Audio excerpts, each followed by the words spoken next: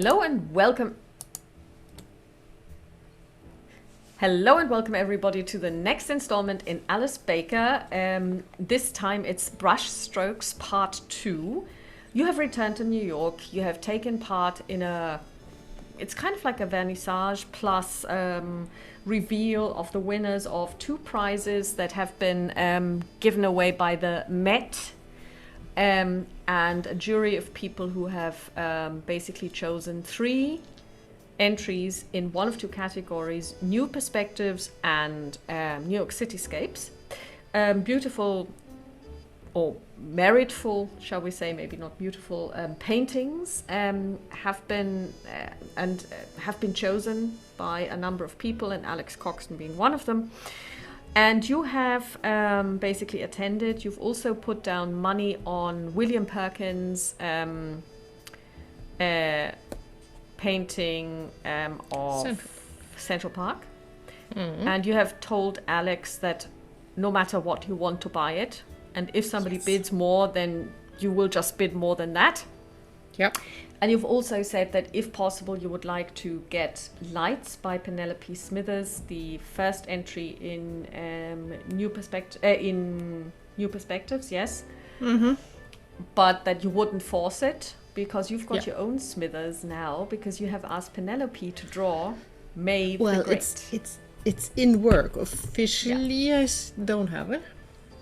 No, you don't have it yet, but it's been acknowledged also by the police that it is your work, because there's been a contract made and everything, and they basically have contacted you because they found your letter that you put in through the letterbox when you tried to visit her at an appointed time, but she didn't open, and now it turns out that she's missing. Mm-hmm. And then you basically went home again after you had been to the premises, and the police Inspector Grant had been asking you to, he had been fine with you going with him. And then you went home again after you found what could be construed as a partially threatening letter to her. Mm-hmm. You found the burnt remains of a letter saying it should never have been yours. Maybe, possibly somebody saying you should never have won the first prize. And you went home that evening and you saw a very, very thick fog. And this thick fog, apparently, as you found out the next morning, or actually this morning, must have spread across all of New York, because it's also been seen on the Hudson. And on the Hudson, people have noticed and witnessed Renaissance barges sailing down or rowing down the Hudson with people in Renaissance garb and beautiful music being played. So, what are you going to do? Well, I will definitely share what I've seen. Also the article in the New York Times with Dottie, because I think she was already asleep. She didn't really... Yeah, no, she had already gone to bed, yeah. Went through that. And, well, it's kind of peculiar. So Alice definitely has a plan for tonight to stay up longer. Maybe Dottie wants to join her just to see if the fog is happening again. Mm-hmm. Because it's interesting that a lot of people saw that. So it's nothing just that it's in front of the house and it's for Alice. It's generally happening in the city. Mm-hmm. So it might be a coincidence, but it's still really weird, and why it's Renaissance-like. Okay, so that's your plan for the evening. Do you want to do anything during the day? Because now it's like 10 o'clock in the morning. You've just read the paper. Well, we've gone through the apartment. We didn't find anything for... So we can't do anything there.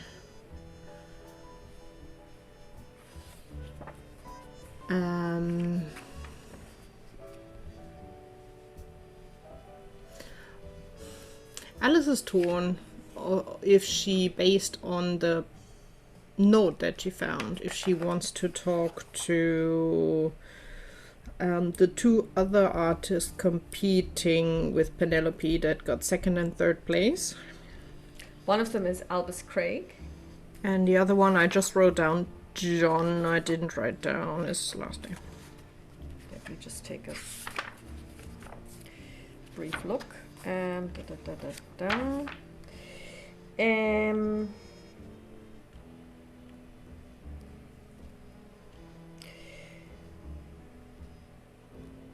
would have been... I know the painting was downstairs. Yeah.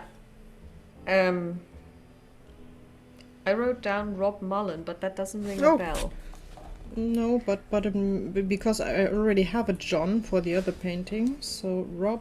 Yeah, that would have been John Joshua Garfield, Exactly. John Joshua Garfield, who painted 4th of July, where he. So downstairs is Rob Mullen. So I believe so. Yeah. Yeah. I think Alice would try to get the information on if there's a way to contact either of the two artists. So probably via Alex. Yeah, Alex tells you that yes, this is possible. But also because their names are public in the public domain, as are their addresses, because the idea was also that this was a big do, and people could maybe then commission work from them. So she has all of the information. Yes. Okay, so then she would contact both of them with the request to meet because she would be interested in a commission. Okay, who do you try first? Neither of them have a phone. She would honestly, I think she would go first with Rob Mullen just to warm up, because he made a nice, decent impression. So just starting with that. Yeah. So going by after breakfast, packing in Dottie, and then going by the address and just having a look. If someone is there, or if we can make an appointment. You go to his address, and you basically see that it's kind of sort of a little bit more like a boarding house. So it doesn't have his name on the door, but it's like a little bit of a townhouse. By no means as lavish, nor as in good shape, or nor as in good a neighborhood as yours, but the idea is the same. Do you ring the bell? Yes. Okay. The door opens after a while, and you see a matronly woman, maybe 65, older than your mother. And she is wearing a grey dress, nice material. She is meticulously turned out, but you can see that she's by no means rich, but she's really looking after herself and after her things. She's wearing spectacles, and she's holding a book in her hand, and she says, "Yes, can I help you?" Good day. We are looking for Rob Mullen. I was told he lives here. Yes, that is correct. Mr. Mullen is renting a room from me and has been for the last 8 months. Unfortunately, there are no female people allowed in this establishment. Well, the main question is, do you know if he's in? Because we will Oh, have to no, talk no, to no. him It's for already... commission. And she looks at her watch. It's already 11:30. He's been gone since about 8 o'clock. He's very meticulous when he keeps time. He's in his studio painting. Oh, so his studio is not here. Oh, no, no, no, no. Do you by any chance where the studio is, or is it Oh, yes, peculiar yes, about I do. not Yes, I giving the do. info? He is. It's a studio which he shares with other students from the art college. I can give you the address if you like.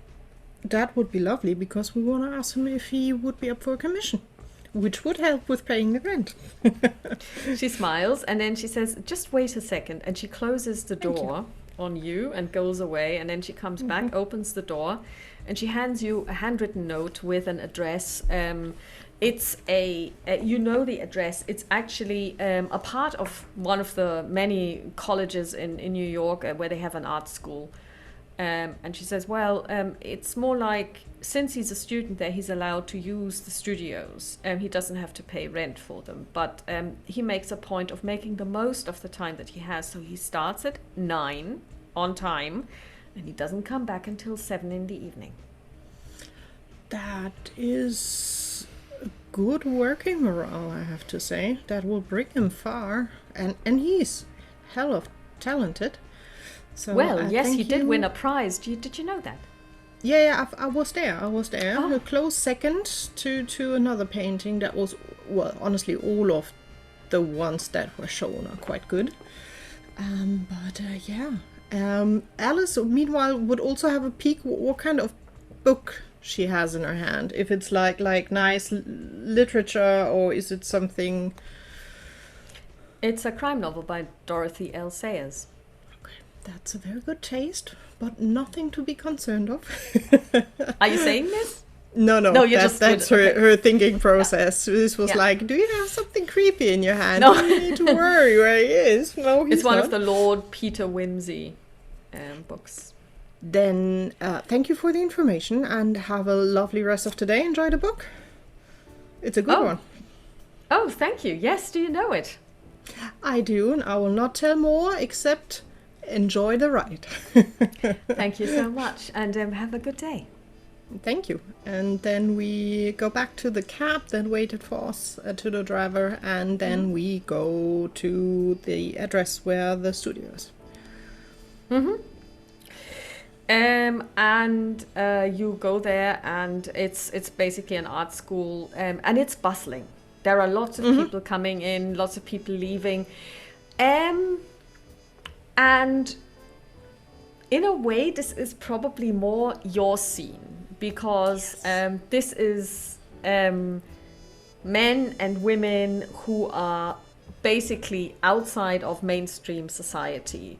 Women with short hair, women wearing trousers, women smoking openly, men, some of them maybe on the little more flamboyant side, which they are very welcome to live and be proud of in this setting, something that they may not be able or wouldn't have been allowed to show in polite society at all.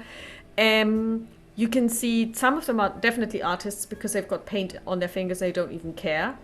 You also have a feeling that some of them may be following different types of art. So you see a young man holding what looks like a violin case, and talking to a woman who is holding a ream of music, pages of music, and they're basically discussing something. So this seems to be an art college that is dedicated to the fine arts, not just painting, but but definitely also music. And one or the other person is talking about staging a play and things like that. Alice is definitely in her element. She loves these creative people. She's also someone who really enjoys theater. Also probably supporting in theater nearby and regularly visiting it, music anyhow. And she's kind of an artist herself, not as professional, but still she enjoys it quite a bit. So, we will just go through and go inside. I don't know, did we get also information which floor, or is there a reception or something like that? There is a reception. She just basically gave you the address of the building. Okay, then we the will reception walk forward to the reception. Is in this case really manned by a male person, and he seems to have a very chill ride because he's sitting there smoking, reading a paper.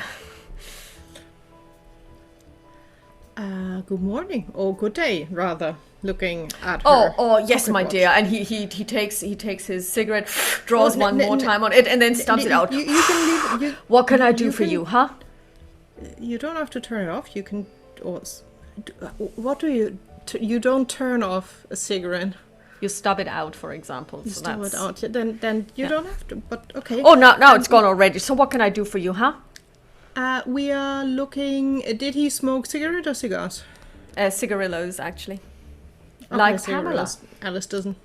Yeah, Alice doesn't have that at hand. If he would have smoked a cigarette, she would have given him one. But this way, no, she can't because she has only. I think she's more cigar or cigarette. Cigarettes. We are looking for a young artist, Rob Mullen. Oh, young Robbie. Yes, of course. And he's upstairs working. He's upstairs working. I mean, he's like clockwork. He arrives at 9 and he doesn't leave until 6. Which floor? Can you give me a rough direction? Oh, he's one of the artists. So he's on the top floor.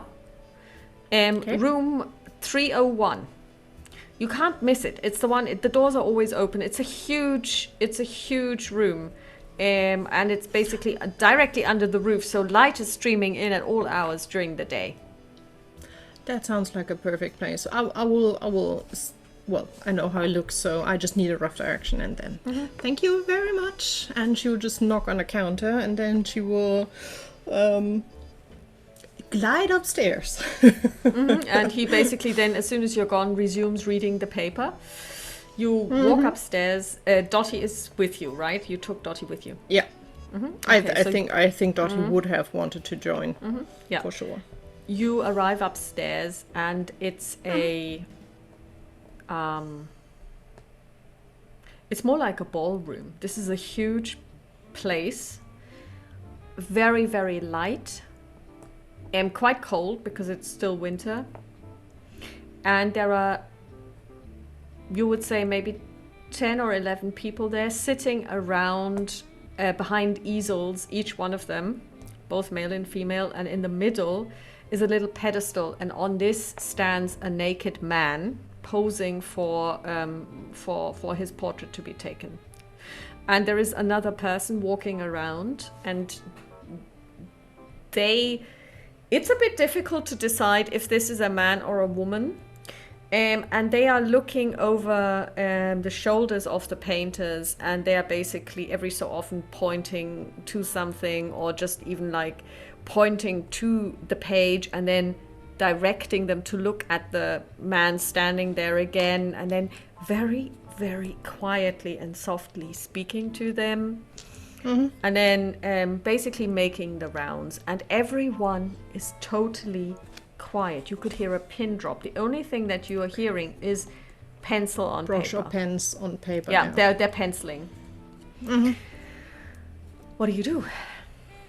And do you want to take a look at the people who are there? Yeah, I want to see if I can see Rob, because I have seen him definitely in the gallery, so I should be able to find him. You recognize Rob. Is he sitting between them, or is he? He is sitting amongst them, and he is painting away or drawing away. Then we will wait patiently. I think Alice is tempted to put on a cigarette. She's not sure if smoking here is okay. There are several people smoking. Okay, then she will turn. She will turn on. I'm again with that. She will light a cigarette, and she will just lean against the wall, and we will just patiently wait, because you should never disturb an art session like that. Do you look around a little bit? Yeah, I like with your eyes, not moving around, but looking. No, but looking around. Yeah. I would also scan the other artists to see if there are any that stick out. I'm also not sure. No, William is not at the art college, so he's got private tuition. A look around.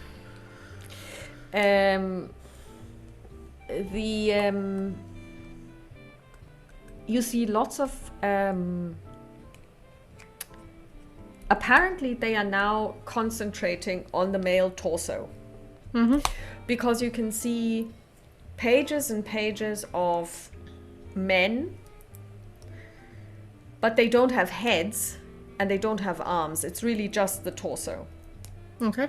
That has been painted and drawn in many different, and you can, I mean, you draw yourself, you know this, so you can see that the person would always have twisted their body slightly differently. So one, you can see that the arm would have been stretched out, although the arm is missing at the shoulder. You can see the muscles as they are defined, and then one where they are hunched over.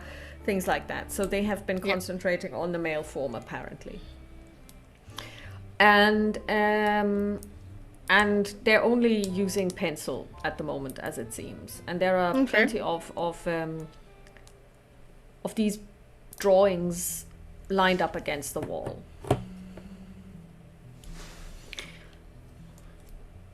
And it is quite cold. So Dottie's kind of like whispering, I really feel for the mortal. It's really cold and he's not wearing much. That's the price you have to pay if you want to be involved in art. I hope they pay him well. Probably not. Probably not, but hey. And then after a while, let's see. So we're waiting until either someone steps up to us and asks what we want, or we will wait until they are done. Okay, an hour passes. I've rolled twice on this guy, on the person who's teaching and their perception. Now on a 20, yes. They notice you and they come towards you, and you can see it's a man with fairly long hair. And he says, ladies, what can I do for you? We are actually here for this young man. She's pointing in the rough direction. We would like to talk to Rob Mullen when he has a few minutes. Oh, all right.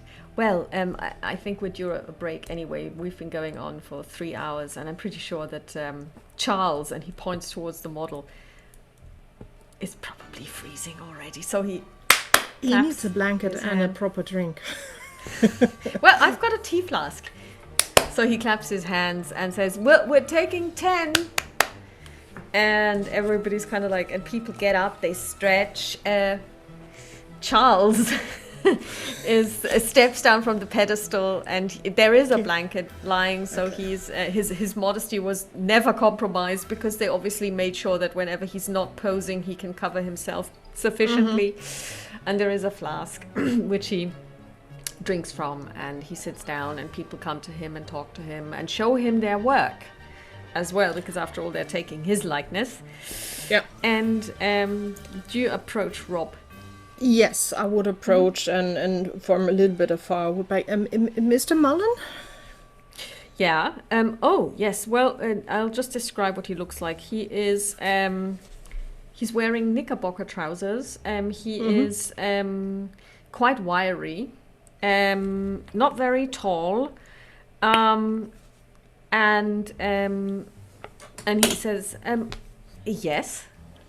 And he smiles at you, and he's got a very lovely smile. He looks at you very openly.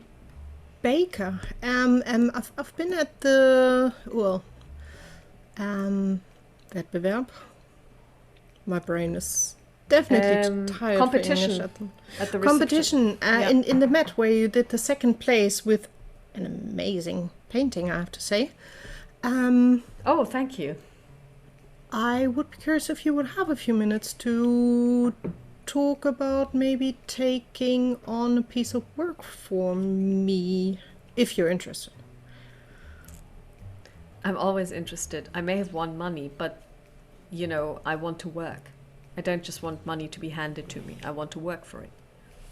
Should we then use the break? I'm not sure how long you will take a break, but maybe use I can take a break for as long as I want, but for Charles, it's just a break of 10 minutes, because he gets paid by the hour. Then should we go downstairs? There's outside? A cafeteria. Can I treat you to a tea? Oh, well, I should treat you, because I won't work from you. But okay, yes, I cannot accept a tea from a lady. By all means. And he then walks away again. And and this is Miss Williams, my partner. He's delighted. That is always good. He smiles. Is never against that. He bows and he kisses her hand and he says, Miss Williams, do you have a first name? And she looks and she says, it's Dorothy. Robert. And then he says, I will just tell the teacher that I'll be away for a while. It's a good practice to be polite. And he walks away again, and he briefly talks to the man who's been teaching, and then he looks at you and he nods vigorously. And then Rob comes towards you, and he says, well, the like I said, the cafeteria is downstairs. If you'll follow me. Yes. And he goes downstairs and he leads the way, but he's very kind of like making sure that especially Dottie has no problem following him, and he's basically trying to chat her up. And a 97, he's not successful, but he's charming. I mean, he's not an octopus. He's charming, but somehow there's something missing. There's no spark. What it would be a lovely match, but okay. We grab some tea. We sit down. Well, he asks you to sit down, and then he asks what you would like. Tea, coffee. A coffee, please. And how do you take your coffee? With milk and sugar? Black. And then he looks at Dottie and says, tea, please, with milk. And then he walks away, goes to the cafeteria. He waits in line. He basically says his spiel. He gets handed 3 cups. He pays some money. He comes back with 3 steaming cups. And he says, 1 black coffee, 1 tea with milk, and 1 tea with milk and sugar for me. And he's so thin, he should probably drink more tea with sugar and with plenty of it. Probably more eat things with sugar. But he doesn't look unhealthy. So he doesn't have this unhealthy artist look about him who doesn't get fed. He just probably is slim. Yeah. So he says, so you would like to commission a work. What would it be? And he looks at Dottie. Would it be a portrait? Well, we based on your painting, I'm unsure if you would be up for it, but we would like a painting of my house. A painting? Because he did OT, he won the prize. He was won it for photography? No, it was this rubbish on canvas where it was a collage thing where he collected rubbish, and because it's called Downstairs. So he said, oh, well, of course. I mean, a painting of your house, certainly. Or an art piece. So you would watercolor, be free and being or creative. oil on canvas, or would you like maybe a pencil drawing? Well, something that I can hang up. So not really a pencil drawing. You could also be more creative if you have a look at it and have a different vision or idea for it. I'm open for that. Do you want me to make a model? That would maybe also be. I could make you a model in 3 dimensions, but this would require me actually taking a couple of measures, at least of the ground floor, that I kind of get an idea of the dimensions of the real thing. You can have a look, but I also have all the measurements of the house, so that wouldn't be a problem. Of course, then, but it would be nice if I could at least see the outside. Definitely. We would invite you over, and you can have a look around and get a feel, and maybe then you can make your final verdict also. I know sometimes the idea hits when you see the object and you get a different idea and see, hey, 3D is maybe not the right thing. I have that in mind. That would fit perfectly. I would be delighted. That would be lovely. So Alice would push over the card with the address. So that's the address. Is it your business card? Yeah, it's a business card. Alice Baker, private investigator. As I said, in my partner. Are you serious? Yes, for sure. Although I'm not here as a private. Well, let's be honest. I'm here in double function at the moment. I'm also quite curious if you had any contacts with your 2 competitors in the Met competition. And what your impression was from Penelope and Albus, yes. Well, I can't really speak very much about Albus because he kind of kept to himself. I believe that on on the day when the winners were announced, he was kind of, I don't know, there was something about him. Maybe he had some bad news. He was being very morose all evening, I felt. But maybe that was just me. But Penelope is delightful. I mean, to be honest, have you taken a good look at her painting? Lights? It is amazing, isn't it? It is beautiful. The color composition, exquisite. I mean, she won fair and square. She will still do psychology just to get a feeling if he's truthful. I have the feeling yes, but let's give the dice also a chance to firm this up. And the dice say it's a hard success. Don't forget to tick it. Yes, he is being truthful. Yeah. And she's a delightful person. She's a delightful person. She's really nice. I also gave her a commission, I can tell you. So she's working on a painting of my cat sitting in a window. Because you're really a benefactress of the art, aren't you? Well, I was quite impressed with a lot of the people on board. I also know one of the parallel competition parts, so the Central Park picture. I know the artist Mr. quite well. Perkins.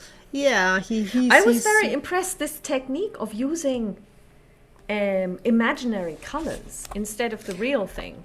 That is something that I didn't realize was a thing. But he told me he had found out about it because it's being done in Germany. He is, well, I was one of the people giving, some money to push him in the right direction because he was so talented and he needed just a little push over the edge, and I'm really happy to see how he's blooming. So and I'm just going through the artists. You are a mausolos.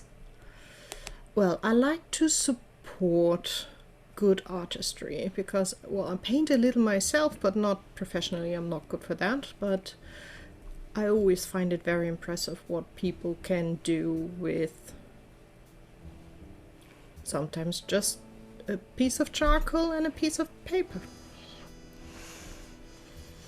I believe that it's also something that has to do with training. If you're willing to let somebody train you, you can go far. I think it's a mix. You need the talent and the eye, which makes it much easier, clearly, but then you need to train and regularly work on your art and also try new things. I think that's very important, to try new things, as William did with going completely haywire with the color, and it turned out amazing. So I was very impressed. It was something that I'd never seen before. Hopefully one day they will invite some of these painters over, or maybe even just get the paintings over, that we can see them. Not just, because I can only listen to him tell me about these things, since pictures are not colorful. One would have to redraw them, because back then they didn't have color photography, so he would only have seen black and white pictures. But that's a good idea. I need to talk to Alex. Maybe we can organize something to get some paintings at least lent out to the Met for a few months. You see, the thing is, this would blow some people's minds, and some people would hate it, but lots of people would just see a new perspective on things. Well, the good thing is in the Met, they always are interested in maybe stepping on some toes that are more conservative. Well, they like to stretch the art, right? They did accept my submission of rubbish on wood. It was different, but really impressive. I haven't seen something like that either, so it really impressed me, and it's interesting to see or hear now that you really stretch your fingers out in all different kinds of art, so you're not limited to I only do this, which is really nice to see in artists as well. My teacher always says, never stand still. Always try something new. Only this way will you push yourself. So now I'm trying to draw the human form. Which I definitely struggle every time I draw. I have to say hands. Hands are the nightmare of everyone. He smiles and he says, yeah, hands are the most difficult part of the human anatomy. That is true, that is true. So, the question is, when would you have time to come over and have a look? We are quite free in schedule at the moment. He basically then looks at his hands and he says, is there any chance we could do it at the weekend? Because during the week I go to class every day and I don't really want to skip just in case I slip. We are not in a rush for that, so you will have time to He smiles. So do the art piece as long as you like anyhow. I promise I will not take much of your valuable spare time at the weekend. It'll just be an in and out.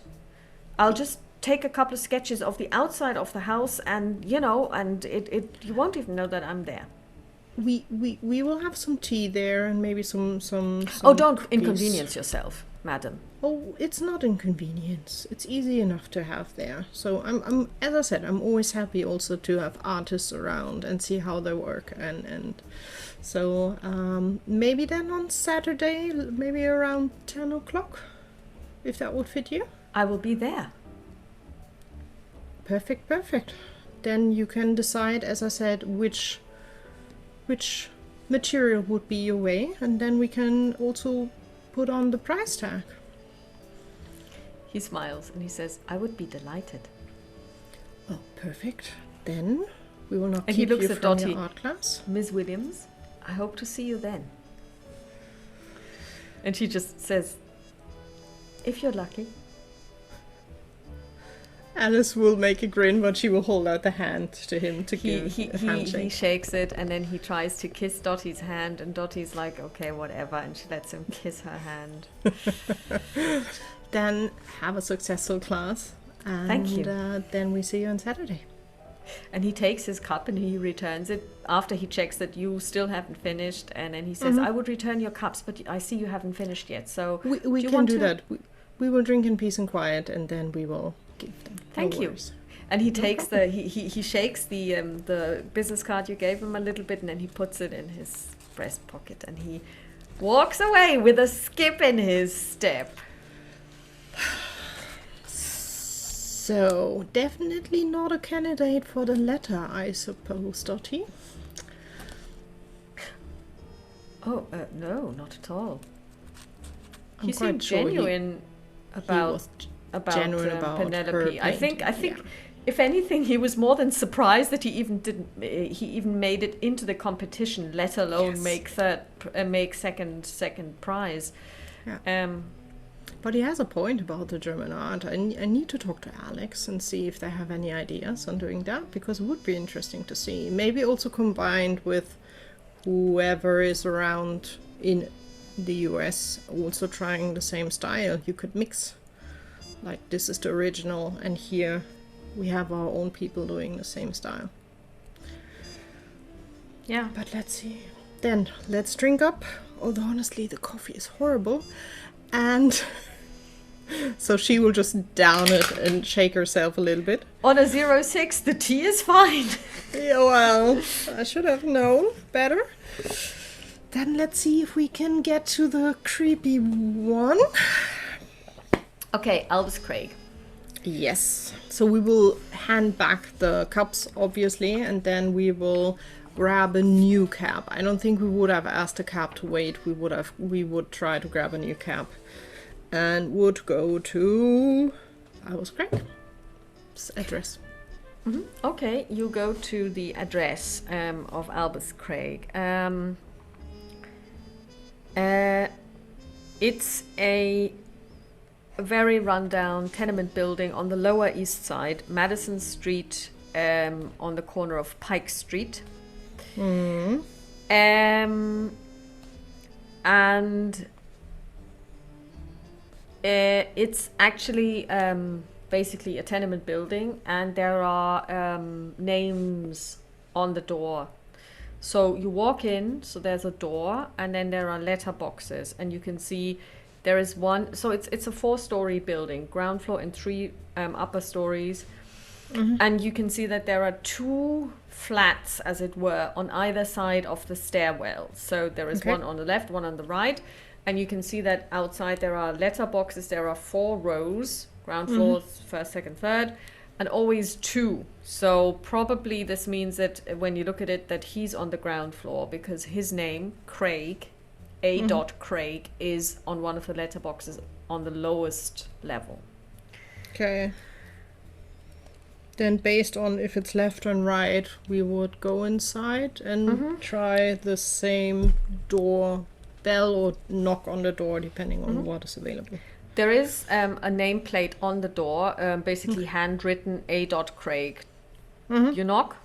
Yep. And you wait. There is no answer. It's a ground floor, right? I think Alice would walk outside again and she would have a snoop in the window just to see if someone is there. If there's if there's light on or are the drapes closed, or just to have a look. The drapes are open and it seems to be empty. So, well, when I say empty, there are no people that you can see, but there is furniture in there. So it looks like somebody lives there, but they're not there at the moment. The furniture that we see, is it normal like living furniture, or do we see anything art? Make a spot hidden. Related. Okay, let's see.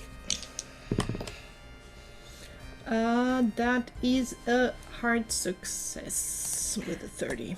Not that you notice. There is no painting related things or paraphernalia that you can see.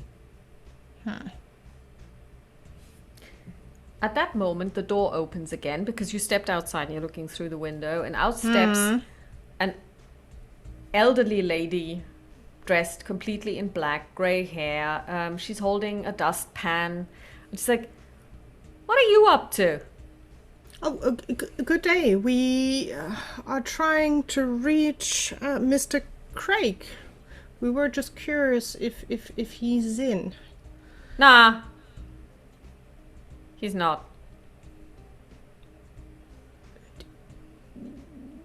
Just for today, or is he traveling? Do you know by any chance? Am I his mother? No, I guess his neighbor, but we were just curious. If not, we will just leave a letter. Well, no, I haven't seen him in days. It's a good thing, too. At least there's no shouting now that he's gone. Always going on. And then his wife always shouting as well. You know what? Those young people... I mean, if I was him, I would have smacked her on the mouth. And if I was her, I would have smacked him on the mouth. Maybe then everybody would have been quiet and everybody would have gotten some sleep. Do you know if his wife has been around, or are they all gone for a while? No, I haven't seen anyone. And it's a good thing too. Because when they're in, they're always fighting.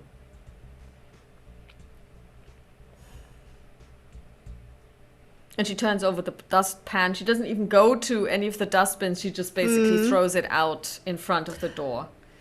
Would you mind? And Alice will pull out a card and she will put like, oh God, what would be good money but not too much money? Like $1?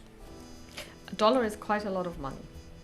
Okay, she would still put $1 because it should be not coinage, but... Yeah, it's... yeah. So she would put $1 and her card and just read it out. Would you mind giving me a note when they return? A PI, so he's... I always knew that this bastard was gonna get in trouble with the law. What is it? Did he kill someone? Because, to tell you the truth, I'm not surprised. If you say yes. No, that he didn't one. Kill. I mean, he was a drunk. And you know how men get when they drink? Some are getting aggressive, some are getting extremely lazy. I guess he's more the aggressive kind of way. You put it so poetically. But he's quite a talented painter. I wouldn't know that? anything about this. because I hear he says it, but I've never seen him paint. I've never seen any painting. I've never seen any pictures. I've never even seen paint. And wouldn't you smell it? You would. Well, So if he was a painter, then he didn't paint here. That's interesting. Oh well, but yeah, still, if you would be up for it, if you hear them back, if you just mind dropping us a note, that would be really lovely. Sure. But I'm not making any promises. Well, you're not responsible for them returning, but if they're as loud as usual, I'm quite sure you will realize that. Yes. I will. Then, well, for me, I hope they return. For you, I hope maybe they don't. And she will give her a smile. She gives you a crooked smile back. Then thank you for your time and have a good day. You too. And she walks in again. And she slams the door. We would have to ask definitely the cab to wait. And while then slowly moving away, Alice would be like, means we need to return quite quickly and maybe get inside without approval. But maybe late. Yeah, definitely later today.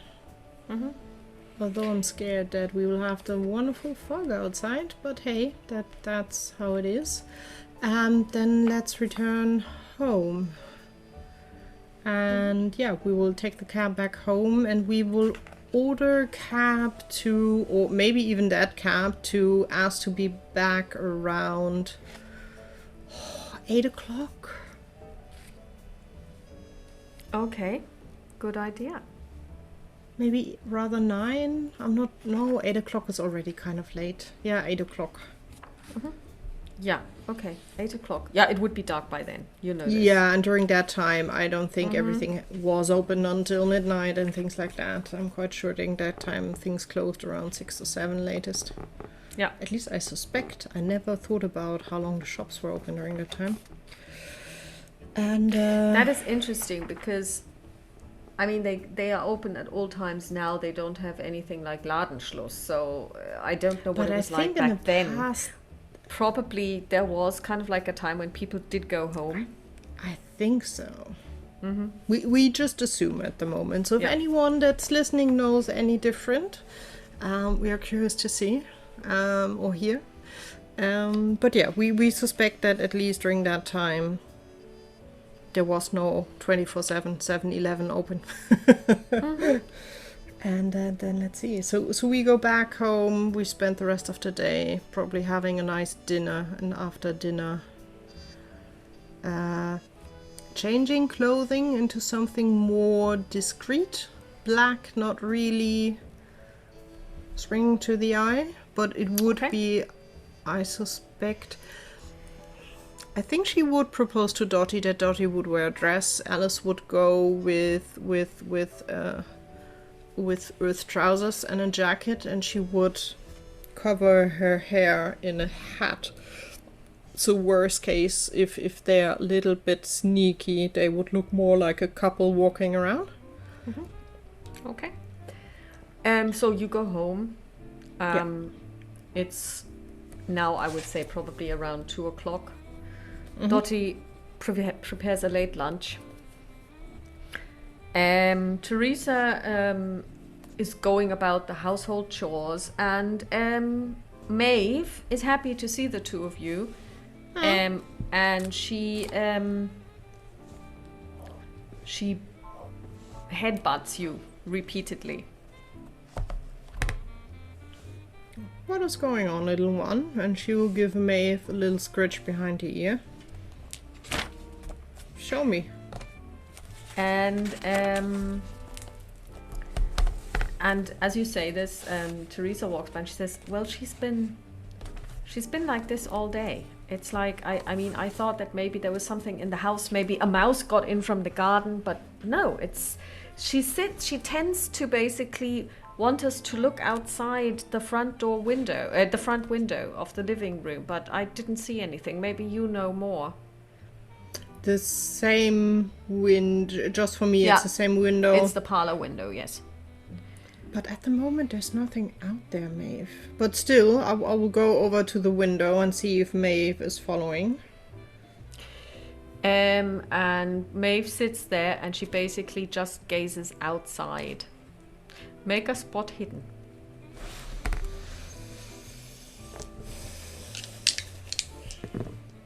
No.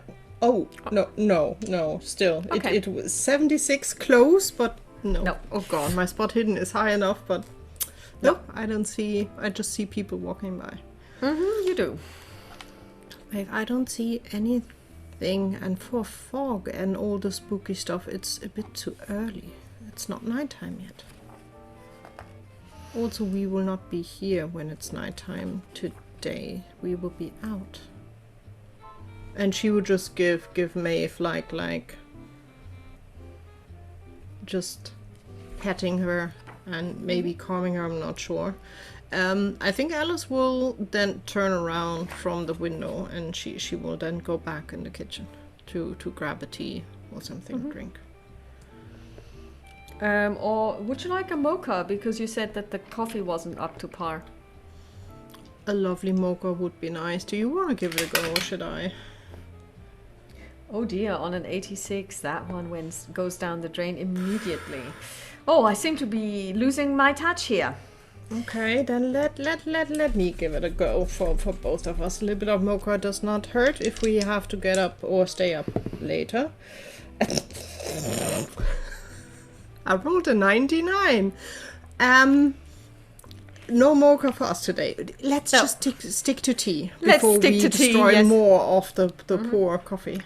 So you basically then proceed through the day. You do some more reading, and then you have dinner. And evening falls, night falls, and you look outside, and there is no fog tonight. Do you want to take a cab there or close to the place, or do you want to take the... You can take a train. No, we will take a cab, but we will have it stop and wait like around the corner. Okay. And we would have ordered a cab up front that they know that they should be there around 8 o'clock. Okay, so you go to the place. How do you want to get in? Well, first of all, we want to see if the front... If we use the door, I'm sure the lady is opposite side. I think we would walk past the building and we would have first of all, a look into the window of the Craig apartment, just to make sure that by now no one appeared. So it is looking completely if it's dark inside.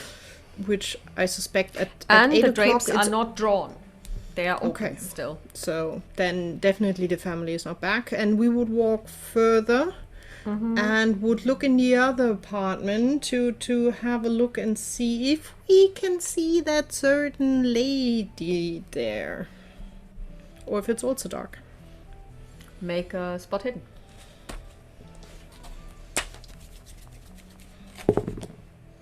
That is a 6, which is a critical success. I see everything in that apartment. Okay, so the thing is, you do see everything. You notice basically the drapes are drawn, but there is kind of like a little bit of a crack between the two of them, and you can look through and you can see the old lady. But number one, she's sitting in a chair. Number two, she's slumbering, and next to her is a large bottle of brandy, and it's only a quarter full. Okay, so if we're quiet, I think we are quite safe. If not, we'll just give her a new bottle and she will be fine. We will... And she was the one who was talking about people shouldn't be drinking. Well, at least she's not aggressively yelling at everybody.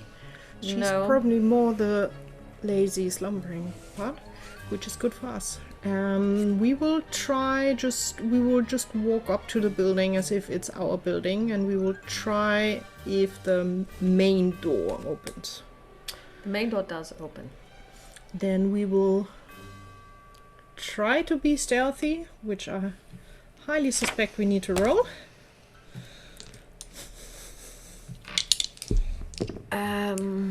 Which is a success for me. Barely, but it's a success. I rolled a 40. Let's see, she rolled a 59, that's a failure. But the old bat rolls a 71, she doesn't hear. Okay, so she doesn't hear. So we will close the door behind us, obviously. At least then no one can see us, and we will first of all blankly try if the door to the Greg's apartment is open, because during that time not everyone locked their apartment. The door is locked.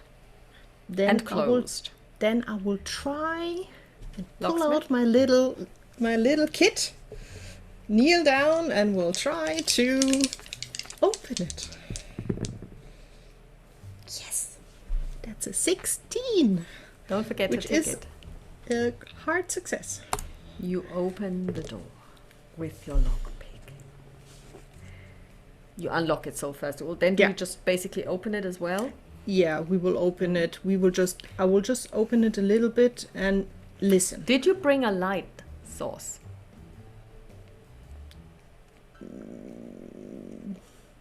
No.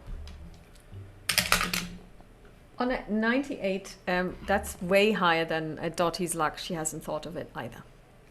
The thing is, I think maybe Alice has one, but she would turn on the lights properly and draw the curtains. Because if someone walks by the building and sees, like, I don't know, flashlights were a thing there. I think they were already. Okay, good thinking. Okay.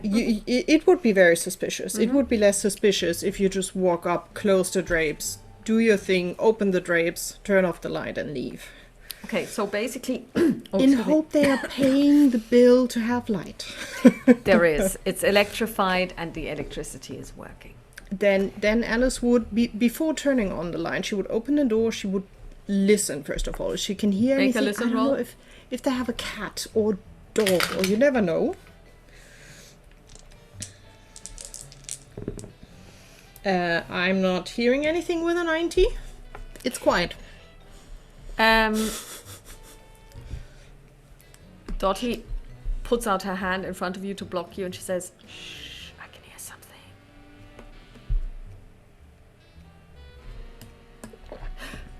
And then she holds her breath and then she releases it slowly and she says, "It's the ice box.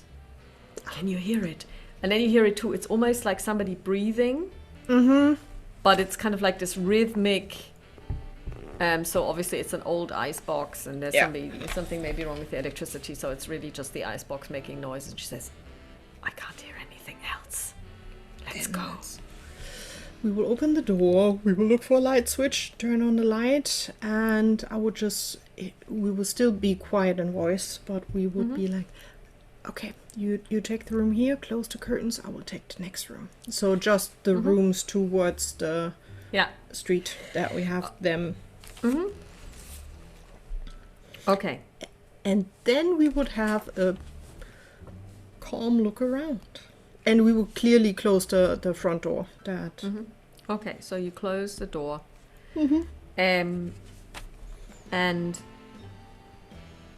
you turn on the light. So this is a two-bedroom, this is a two-room, one-bedroom apartment. So there's a bedroom and then there's kind of like an open plan kitchen, dining, living room thing. So I assume that you are going to take a close look. Yeah, so what I want to look for is if it looks like, probably based on the bedroom and the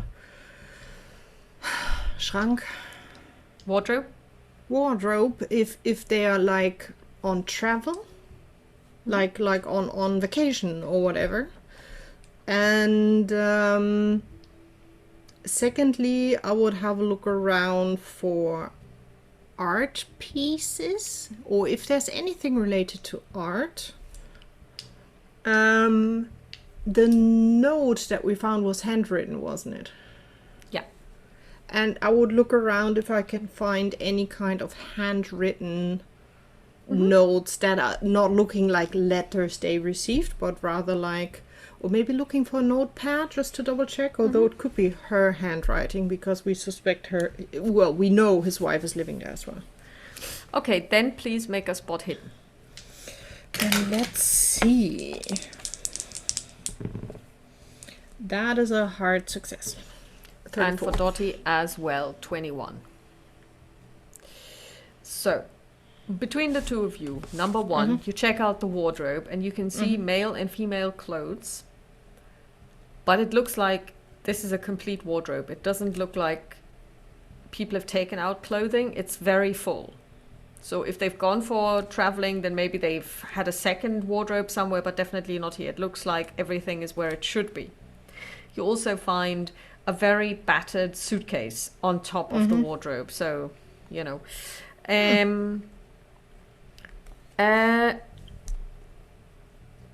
You also find a large wedding picture, wedding photograph, which definitely shows Albus Craig and presumably his wife.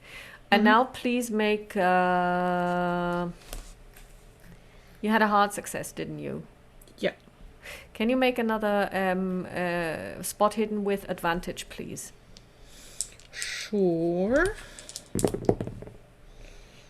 That's a 23, which is a hard success again.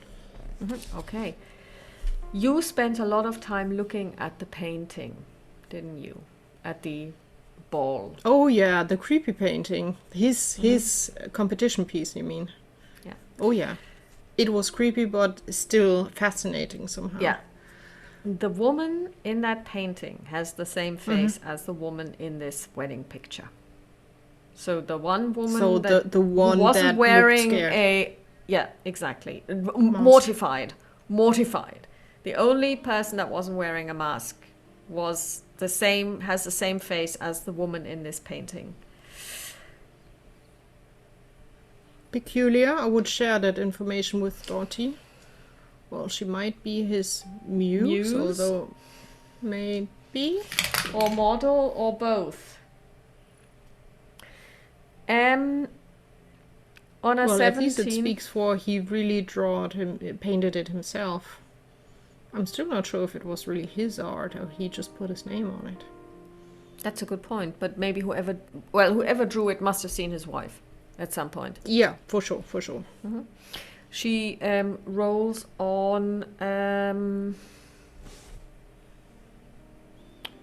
And I still hear you, I just need to close the door. That's fine. She rolls on...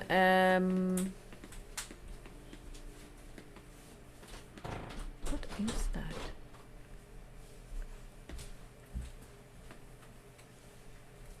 She rolls on accounting. That's it. And she has a 17, which is a hard success. She finds their accounts book. So basically ins and ingoings, incomings, outgoings. And she finds that they basically don't have a lot of money, which is not surprising. The two most expensive positions and items on the list are art supplies, which he seems to have received and bought at somebody named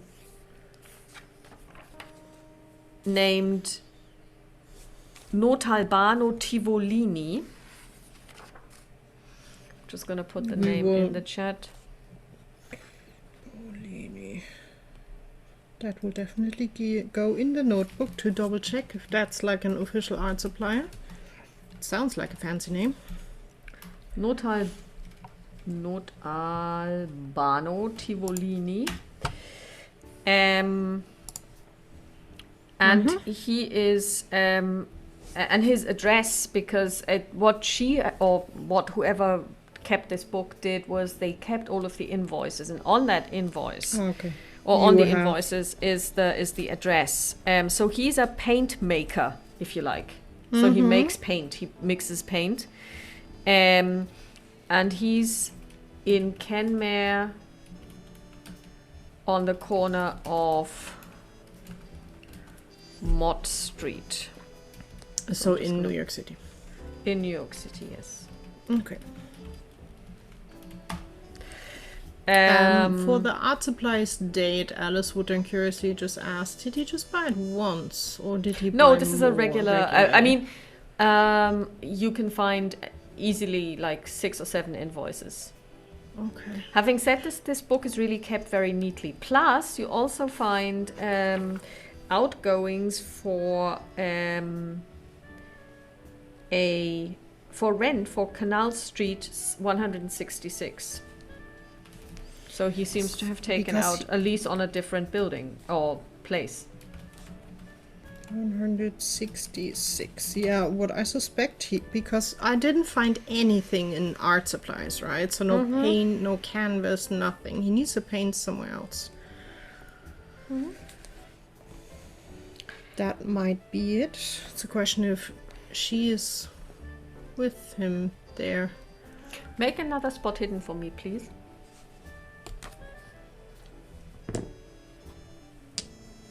No. Oh, yeah, success. I rolled a 70. That's a success. Oh, holy hell. Yep. Barely, but a success. Okay, she rolled a 20, which is a hard success. Dottie drops her handkerchief and she kneels down to pick it up. Mm-hmm. And she says, Alice, look. And she points towards something on the floor. I will kneel next to her and have a closer look. What she found? She is sitting or kneeling, the two of you are now kneeling in front of the waste paper basket. And in it is a little bottle and it says Valium 10 on it and it's empty.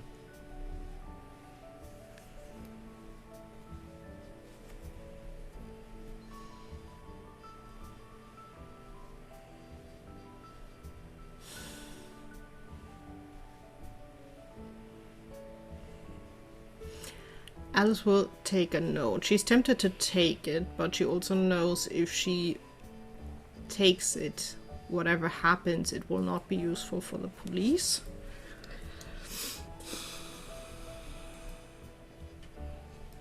Who would have had that much? Okay.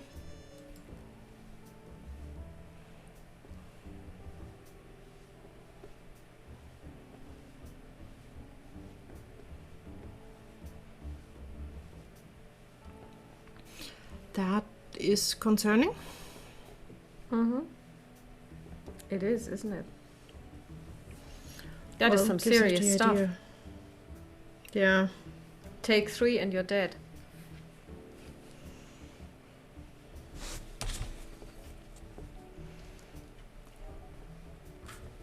And it's empty, is that right? Completely. So either they used it for quite a while, or they killed someone with it.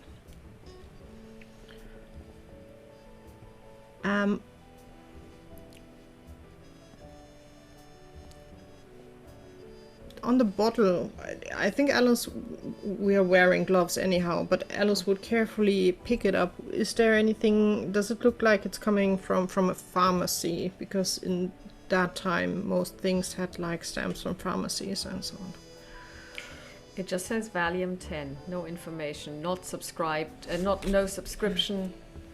What am I saying? No prescription, no data, because usually they say this is for whoever and dispensed for. It doesn't say that I don't at think all. that's something that you usually would get in a pharmacy if you officially buy it. So You know that you would not be getting this without a prescription. yeah, Laudanum was already on the way out at that stage to be able to. I mean, absinthe was already forbidden, so they were becoming aware of the fact that it's not just alcohol, but it's also drugs.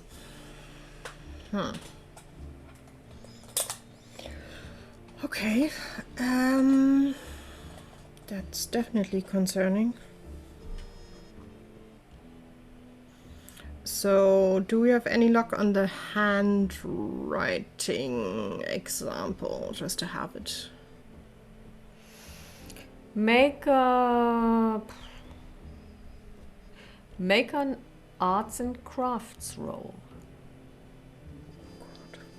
What's your because you have art, don't you? Yeah, I have arts and craft. That's quite decent. But no, I'm far away from that with a 74, so nope. You really only saw kind of like a burnt up version, and it was more like, you would even say that whoever wrote it maybe was even trying to disguise their handwriting. Okay. You know, like using block capital letters, and this is basically fluid conjoined writing. But it's a nice hand.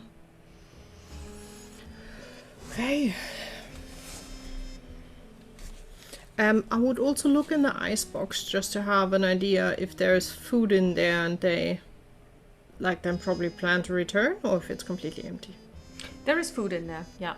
Some of it's already gone off, like milk. That is really peculiar. But I have the feeling that we should directly go to Canal Street after this. Canal Street, okay. Yeah. I think we should. I think we are done here, aren't we? Okay. Okay. You So make your way to the taxi. Yeah, and we open the drapes again, turn off the light, pull the door behind us, and tiptoe outside again. You make your way to the taxi, and they take you to 166 Canal Street. Please make a spot hidden. Or actually, what would be the equivalent of streetwise? Survival? Of what? Sorry. Streetwise. There's no such thing, is there? It would either be survival or navigation. Do you have points in either of these? No, just a basic 10. Okay, then please make a spot hidden, but please add 10% to your value to it, so that your value is increased by 10%. Okay. No. I rolled a 68, which would What is your not spot meet. hidden?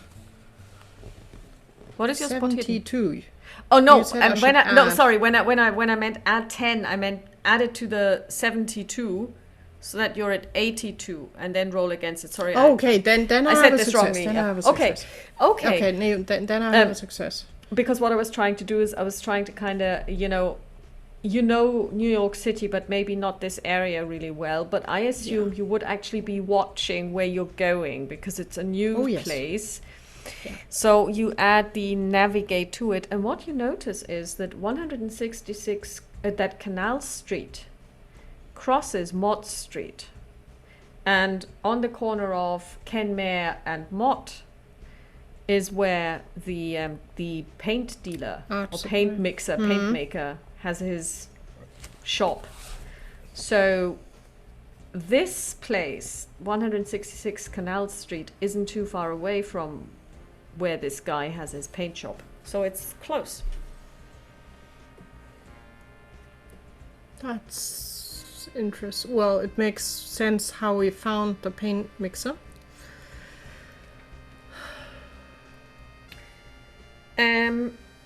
So the cabbie says, "This is 166 Canal Street. Do you want me to drop you off at the front, or would you like me to keep going?" Just roll like 2 or 3 houses farther, and then please wait for us. Okay, so he basically stops, and then he says, "Here we are. I'll wait, madam." Okay. We are getting out. We will walk down towards 166 Canal Street. The area we are in, is it also more dodgy, low end, or is it... It's actually on a canal of the Hudson. Okay. And it's... Let's put it this way. It's like the wharf houses that you showed me in London, but really kind of completely run down. So basically the same type of building, but like, you know, rats live here. Well, it's good that Alice has definitely her walking stick with her, and B, also I'm quite sure she has a pistol in her pocket as well, just in case, because also the other dress was not the best area. But we would walk down to 166 Canal Street. Is it just, well, multi-story building, definitely? Yes, I think it most is, and buildings it's got those really tall windows. Because, and you know that in the past there would have been little cranes or pulleys that would have been used to pull stuff up and then place it in there. So you know this type of building. So in there is probably, although the building is tall, there may only be 2 floors, possibly. So like an upper floor and then a ground floor. And you know that some of them have been converted. Some of them are still used as kind of warehouses, but not necessarily for sea trade or Hudson River trade, but basically people just storing stuff. Okay. We would walk towards the front door, have a look. Are they like nameplates there? I suspect not, but we will see. There is one nameplate and it says Kucholski.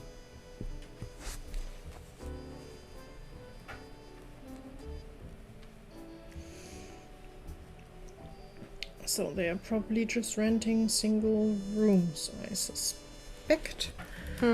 Possibly, maybe.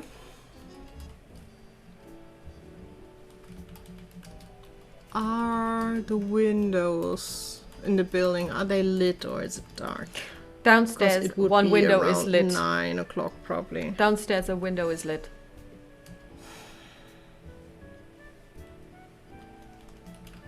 Well, we can't just run around and look at every room. But it's kind of late to ring a bell, but I'm still worried about what we found. Should we give it a go? And Alice would ring the bell or knock at the door. You ring the bell. Out, the door opens. In front of you, you see a man. He's wearing a wife beater, and he has a stubble, full shock of black hair, bushy eyebrows. You would say Italian American, or maybe Polish, by the name, probably more Polish. If this is Mr. Kucholski, and he's basically chewing on a very cheap cigar which smells atrociously, and he says, "Well, oh, yeah, just go right up. He's not here yet, but I'm pretty sure he'll be here soon. Just go right up." And then he closes the door.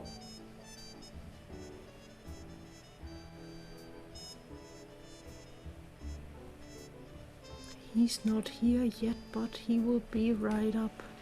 Or we should... No, he said, you go right up. He's not here yet. Not he will be right up, but you should just go up. He's not here yet. Knock again at the door. Oh, for crying out loud, you hear from the inside, the door opens. What? Mr. Kucholski, I suspect. Yeah, so? And he chews on his cigar. You have multiple rooms to lease or just one? No, it's not a room. It's a studio. This guy uses it for painting. And you said he's not there. We heard he's already there. No, he's not there yet. But I assume that you're definitely... Oh, and she is definitely one he would be interested in. So you're his models, aren't you? Well, models. Just to be curious, his wife is not showing up with him, is he? What do you mean his wife? Is he married? Well, I mean, that's some kind of... I mean, I'm shocked. How come he's married? Because, I mean, how many wives has he got? Well, it's a question if we talk about Albus, or if we talk about someone else? No, we talk about Albus Craig, the artist. Yeah, he's married. Are you sure about that, lady? I am, but well, Alice will just hold out $1 again because it's easier, honestly, to have. Could you just be quiet that we are already up there and we will just wait for him? Oh, is it one of those surprise thingies? Kind of. When was the last time you've seen him? Today's Wednesday. Sunday night. Well, I mean, I saw all of them. Like... Oh, all of them? Yeah, those 3 girls. They were new, I'd never seen them before. One of them left pretty quickly. She was in a right state.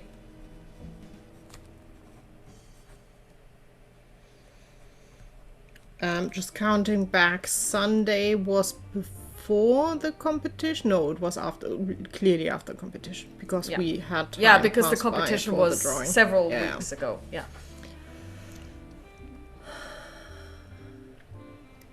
Interesting. Just because he's paying his lease on time, I suspect. If not, he wouldn't have the chance to. Sure. Okay. Have you seen any other males up there, or just females? No. Just girls.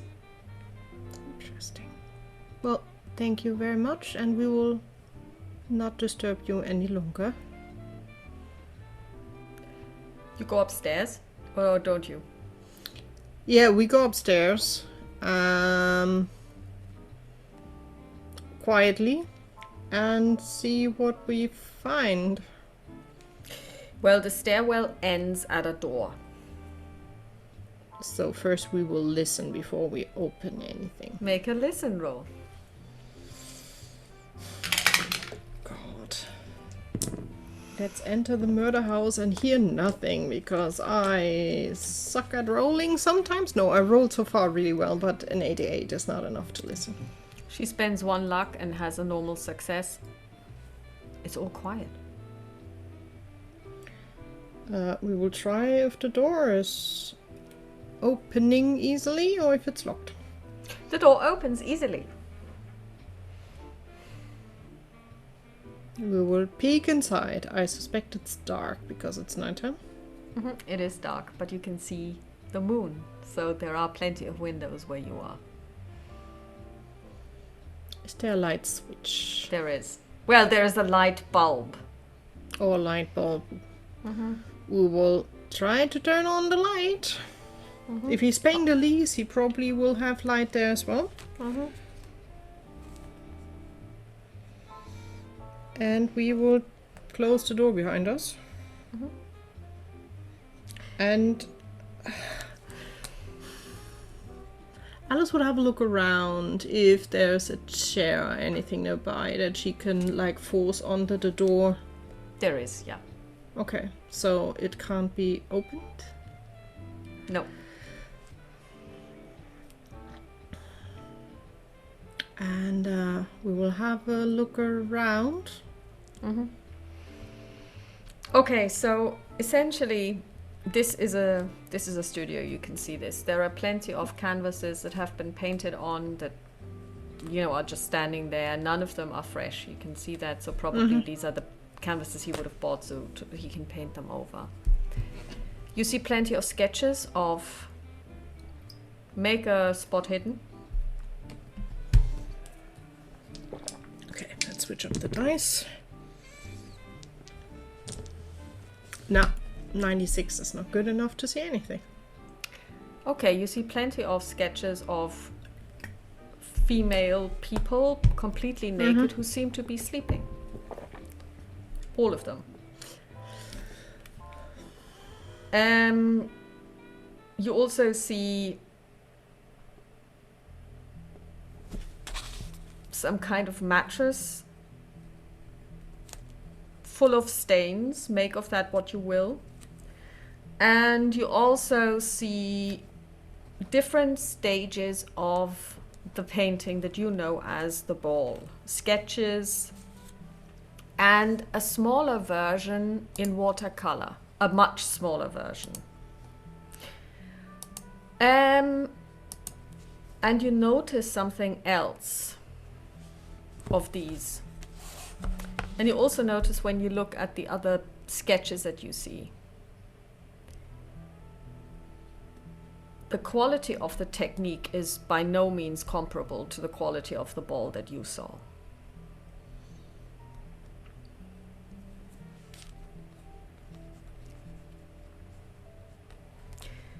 You also find plenty of bottles, empty bottles of very cheap rum and whiskey and glasses. And somebody spilled some of it. Somebody spilled paint. There is stubs of cigarettes on the floor, cigarette butts on the floor. It's very dirty. I think Alice would go through the sketches again and she would explicitly look for Penelope or the wife of Mr. Craig. You can see neither Penelope nor his wife. Okay. However, you see one sketch which kind of gives you the creep, and it gives you the creeps, and you lose 2 sanity. You see a sketch of a person who is maybe only 12, a very young female person in a very compromising situation, also appears to be sleeping.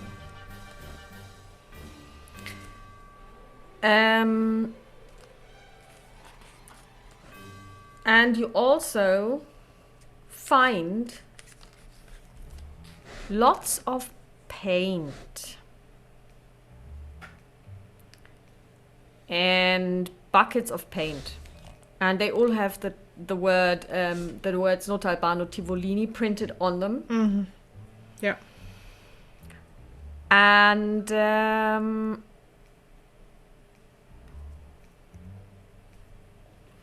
make a spot hidden, please.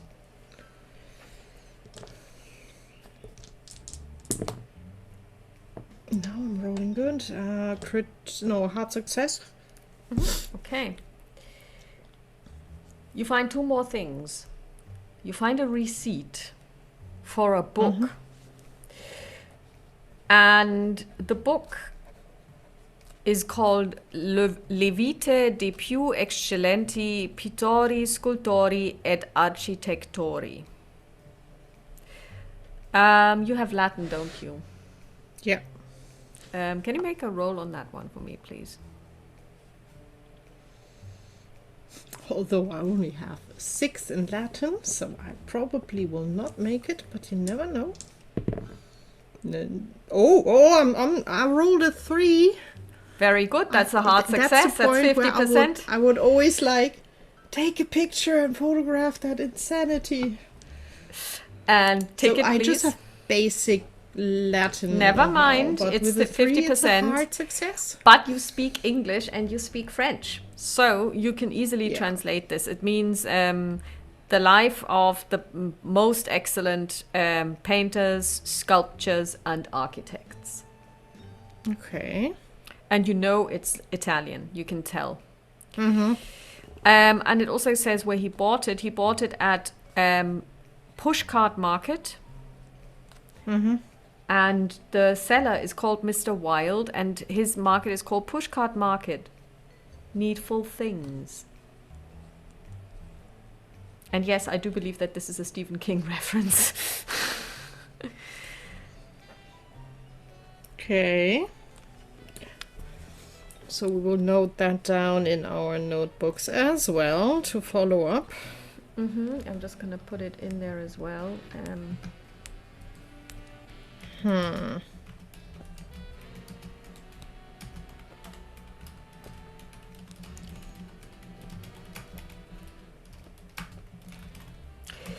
And you find one more thing.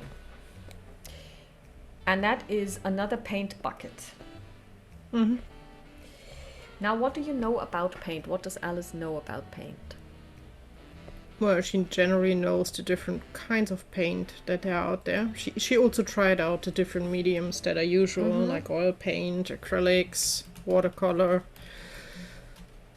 And I think she knows the basics on how to mix paints as well, because during that time you didn't have the vast variety we have nowadays, so you had to know how you mix a paint to get to it, because you often just got the powder and the medium and had to mix it yourself.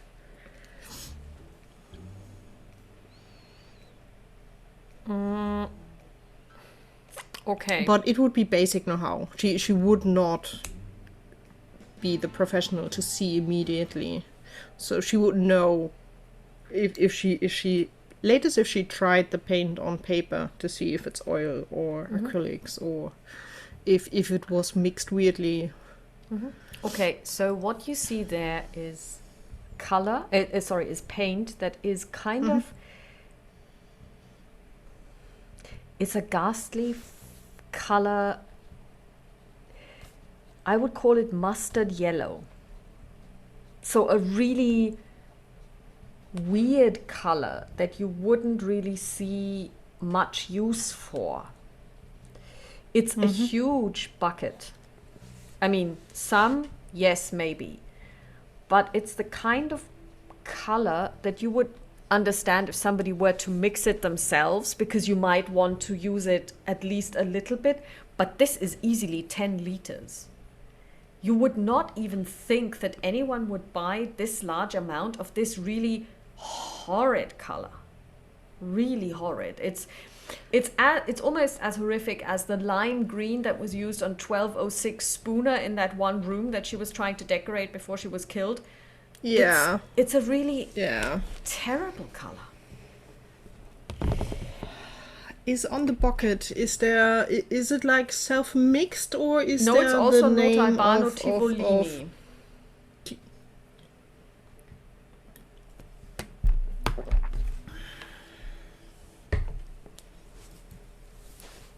Is the Alice would grab a piece of paper which she suspects is lying around.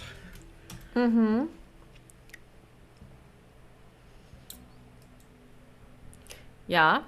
And she would use her handkerchief to get a little bit of the paint, put it on the paper, just wipe it, let it dry, and take a sample of that with her. So you basically you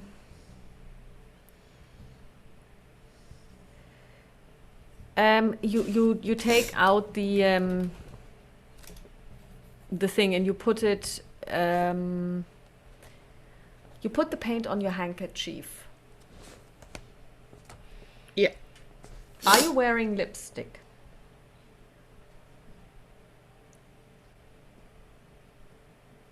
I don't think so. What color is your dress? Because Or the what you're idea wearing? is Not too black. I'm wearing black trousers, jacket. You take it onto your handkerchief and it turns black. And it's the same black as your glove. Exactly the same hue. Well, that is something. And on this huge barrel, I mean, it's almost like a little barrel of paint. It says colore reale, colore vera, which you know is Italian for real color.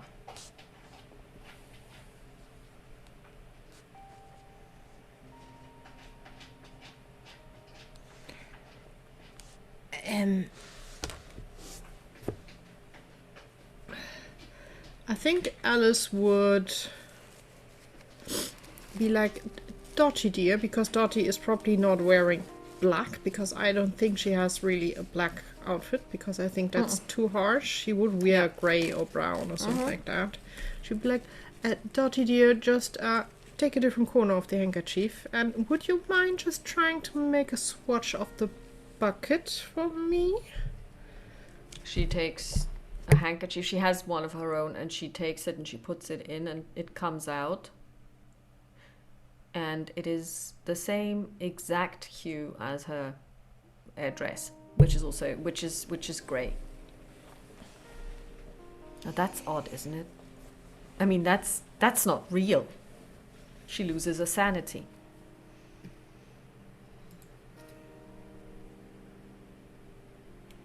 How does that work? Weird. I don't know, but I am intrigued. She will fold up the handkerchief, put it in a pocket. She will close the bucket again, because I highly suspect, if not, it will dry out. You need to have a lid on it. I think we have a little thing we will take with us. We didn't give a name or address when we were here. They will never know who was it. You want to take the paint with you? Yes. All right.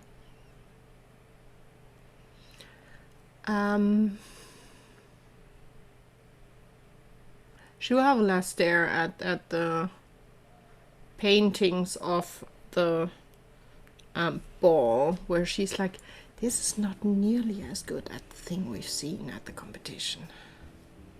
No, it isn't. I mean, even I can see that. It's a lot, I don't know, cruder.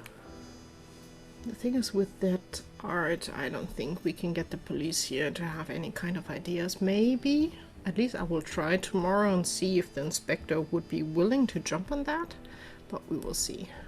Let's just leave before he maybe return. Although honestly, they haven't been here for days. Where are they staying?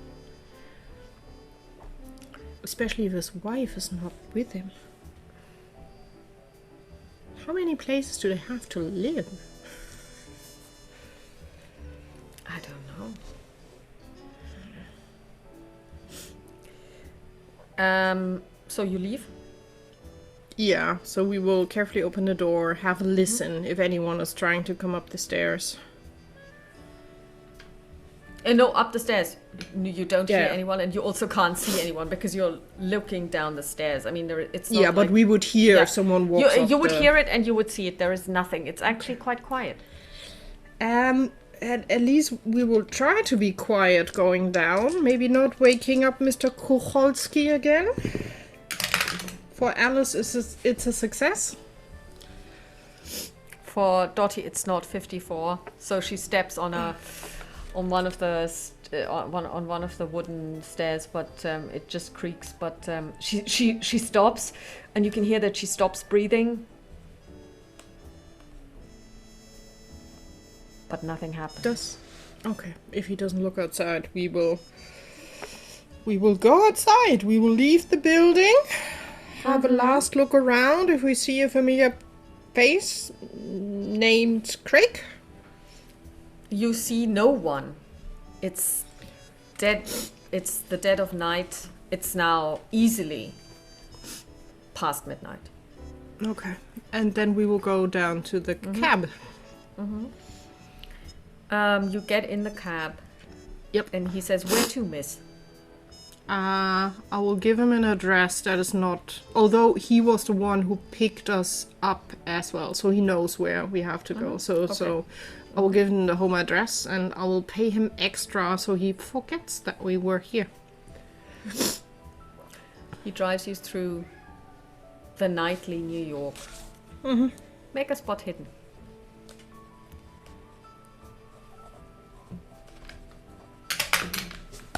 Ooh, she rolled a 6. I rolled an 85. I don't see anything. She has a critical success. You feel how Dottie puts her hand on your arm and she says, "Alice, look!" And she points outside. Do you look? Yes. You see? It's like I said, you've been seeing the moon all night. Now suddenly it looks like the stars that should be shining have turned into blacker spots against the night blue sky. So almost like they have turned into black holes, although people didn't know what black holes were back then.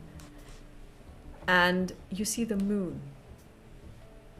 And the moon is a sickly green hanging in the sky.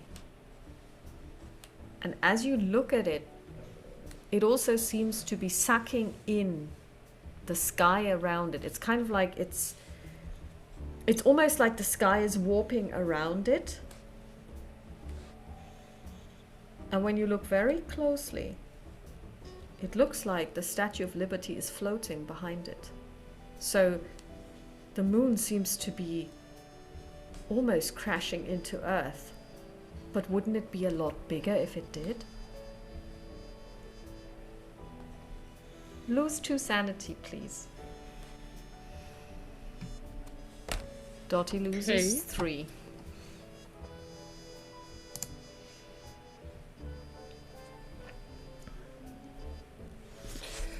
This is weird, right? That is weirder than what I've seen yesterday. What is going on? I don't know. Alice will pay attention if the cab driver is just going on in peace and quiet, or if he is swaying as well. And again, I'm still listening. Mm-hmm. He rolls a 90. He sees nothing. Do you tell him? No, we will not tell him. Mm-hmm. Okay.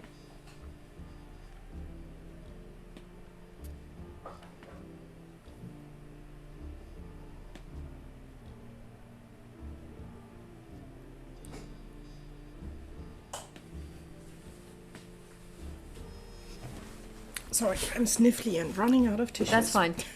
You finally arrive in your house, at your house. Do you get out and pay the cab driver? Yeah, we pay him, as I said, extras with the note of, we've never done this drive. And we'll go inside. Mm-hmm. You go inside. So you basically... The sky the whole time is the same. So before going inside, we'll probably look around again and see if anything changed. As you approach the house, you can already see Maeve sitting in the window behind the drapes because the drapes have been closed. So she's basically wedged herself between the drapes and the window panes. And she's basically frantically trying to get out. Okay. Then when we're at the door, Alice would...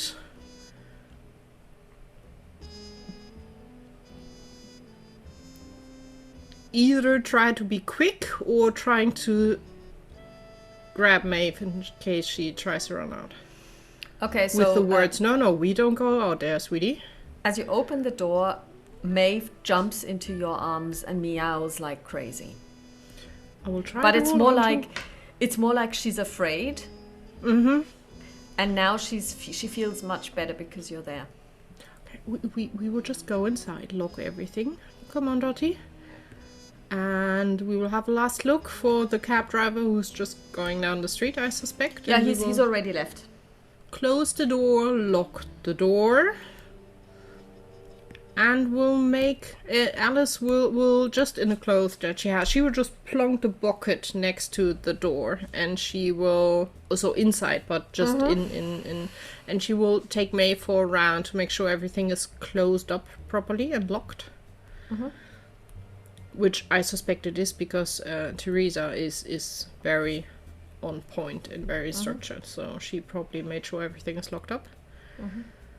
And then she would sit herself in the window where Maeve usually, or now was always sitting, and she would also look out again, and she would just talk to Maeve and probably to Dottie as well, like, what the hell is going on out there?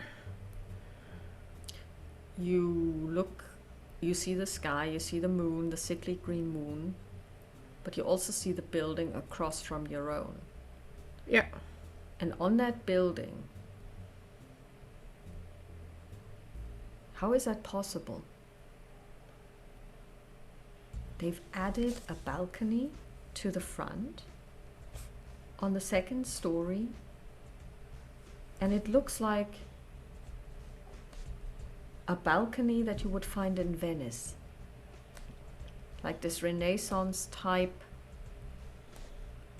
marble carved architecture. And you know for a fact that there was never ever a balcony there before. I would make sure, or I would ask Dottie, not to scare you even more, but I am not making that up, that the balcony over on the other building There is no new. balcony on the You see it too, right? how is that possible? There was never a balcony there before. There isn't even a door, it's just a window. What do people expect to do? Climb out? No, and that's also not a balcony architecture-wise that you will find here. What is going on? It looks like Italy? It's Italian style. I wouldn't know, but if you say so, I take your word for it. How? I have no idea.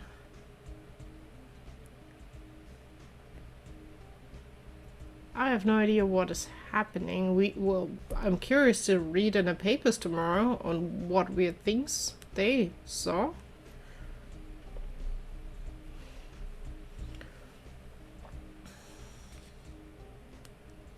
All of this is very disconcerting in a way. It is, and Have you locked the door? Yes, and I double checked all the doors. Teresa locked all of them. Also the windows are all closed, so.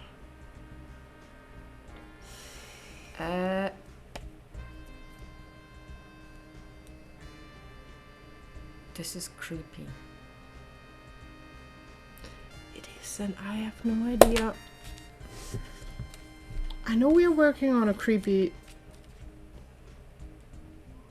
case, but this needs... Well, it is something completely different, isn't it? Well, I mean, it's a we're weird not even sure that coincidence. there is a case, because the only thing that we know is that Penelope is missing. But for all we know, but I mean, now this is turning into something entirely different. Well, we know Albus is a creep, which we knew already in the exhibition, because how did he do this painting? He can't paint like the painting we've seen. He must have paid someone else to paint his, based on his sketch, and make it prettier. But this paint, and I think Alice will... Do you might maybe make a cup of, I don't know, tea? Maybe hot chocolate might be better for the nerves. Yeah, I'll make some hot chocolate. Alice will run upstairs. She basically takes Maeve into her arms and she says, Maeve, you're going to help me make the chocolate, right? Because I don't want to be alone. I will be right back. And she will give Maeve a little scritch and she will run upstairs in her art, or in her study where she also has her art supplies. And she will come down with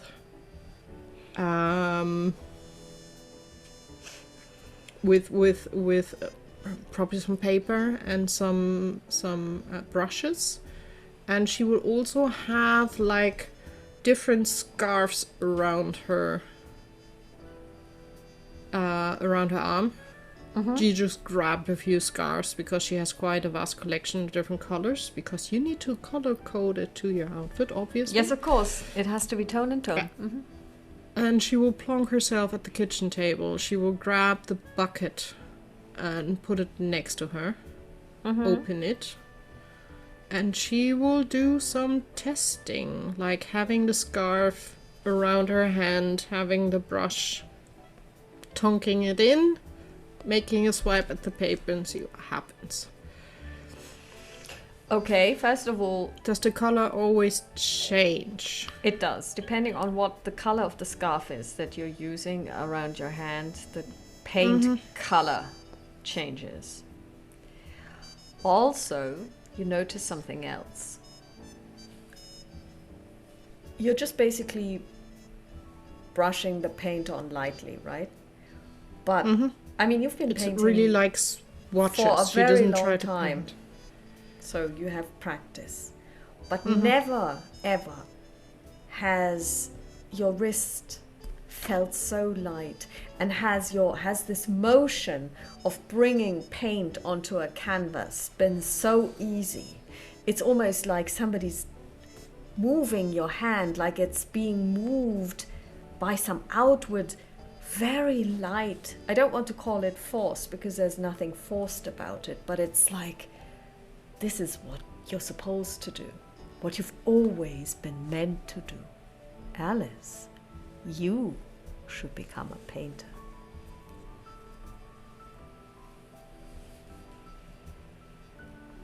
Make a power check. Yeah, that's a question. Is there a chance for me to be like, what on earth? Because I suspect something is fishy about this. So at least I'm going in with quite an amount of skepticism and carefulness. Because something not normal or natural is happening here. And for Pow, I rolled a success barely with a 54. Okay. So, there is something weird going on here. It's almost like there is this compulsion that you should start painting now.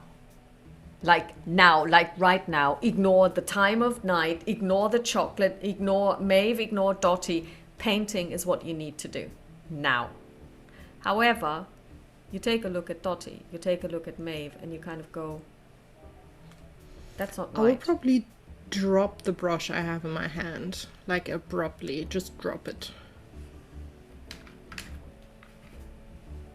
And pull back a little. What's your luck?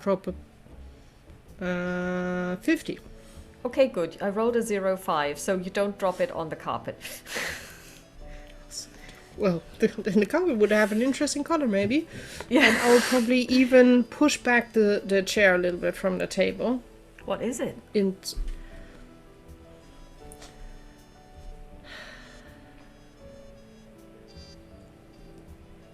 Don't be mad at me, but I need a drink. Just a small one. And she will get up, she will grab probably the rum or whiskey, and she will pour a little bit in her hot chocolate. What is it? Well, it's not only the weirdness of the color. No one should paint with this, because it feels like you're Leonardo da Vinci, and your life is art suddenly, and you were the greatest painter on earth, which honestly sounds a lot like Mr. Craig when he was very angry about not winning.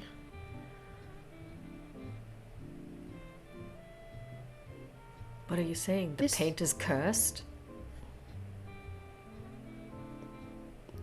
Well, depending on from which direction you come. For Mr. Craig, it was probably the best thing ever happening to him.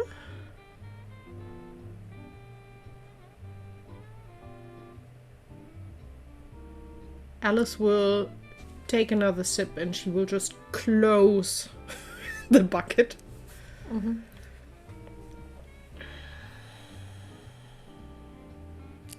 Do you mind if we just put this in the laundry room? I honestly don't Let's put it in the cellar. Or in the cellar? I think keeping it cool will not hurt it, because we would have like a small cellar for a few. Yeah. Mm-hmm. Where coal and wood and also other things are stored. And just give Teresa the idea that if she finds their bucket of paint, just let it be. Mm-hmm. I will do.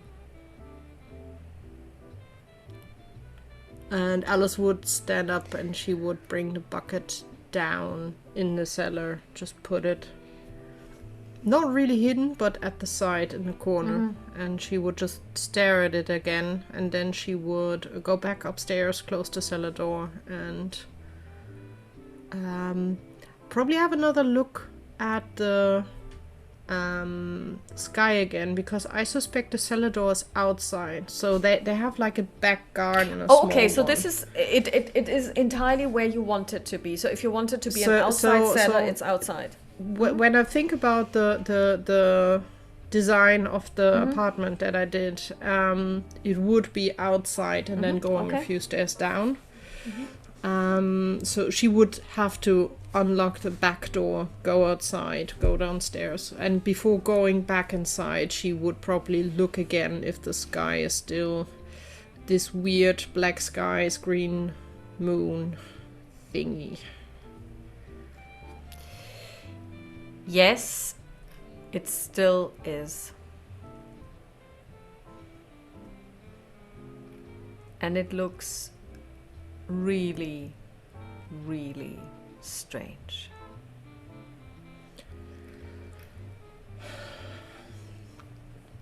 She would probably whisper, "Make the gods help us with this," and she would step inside, lock the door, make sure it's really locked, and would join Maeve and Dottie again in the kitchen.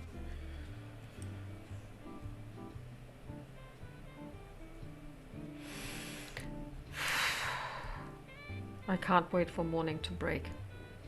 Me neither. I have no idea, honestly, what is happening outside. We are out, but tomorrow I would be really curious to visit the paint maker, because the weird bucket is also from him, and it's called Real Color, which it literally is. That's not normal. I want to see what kind of store it is.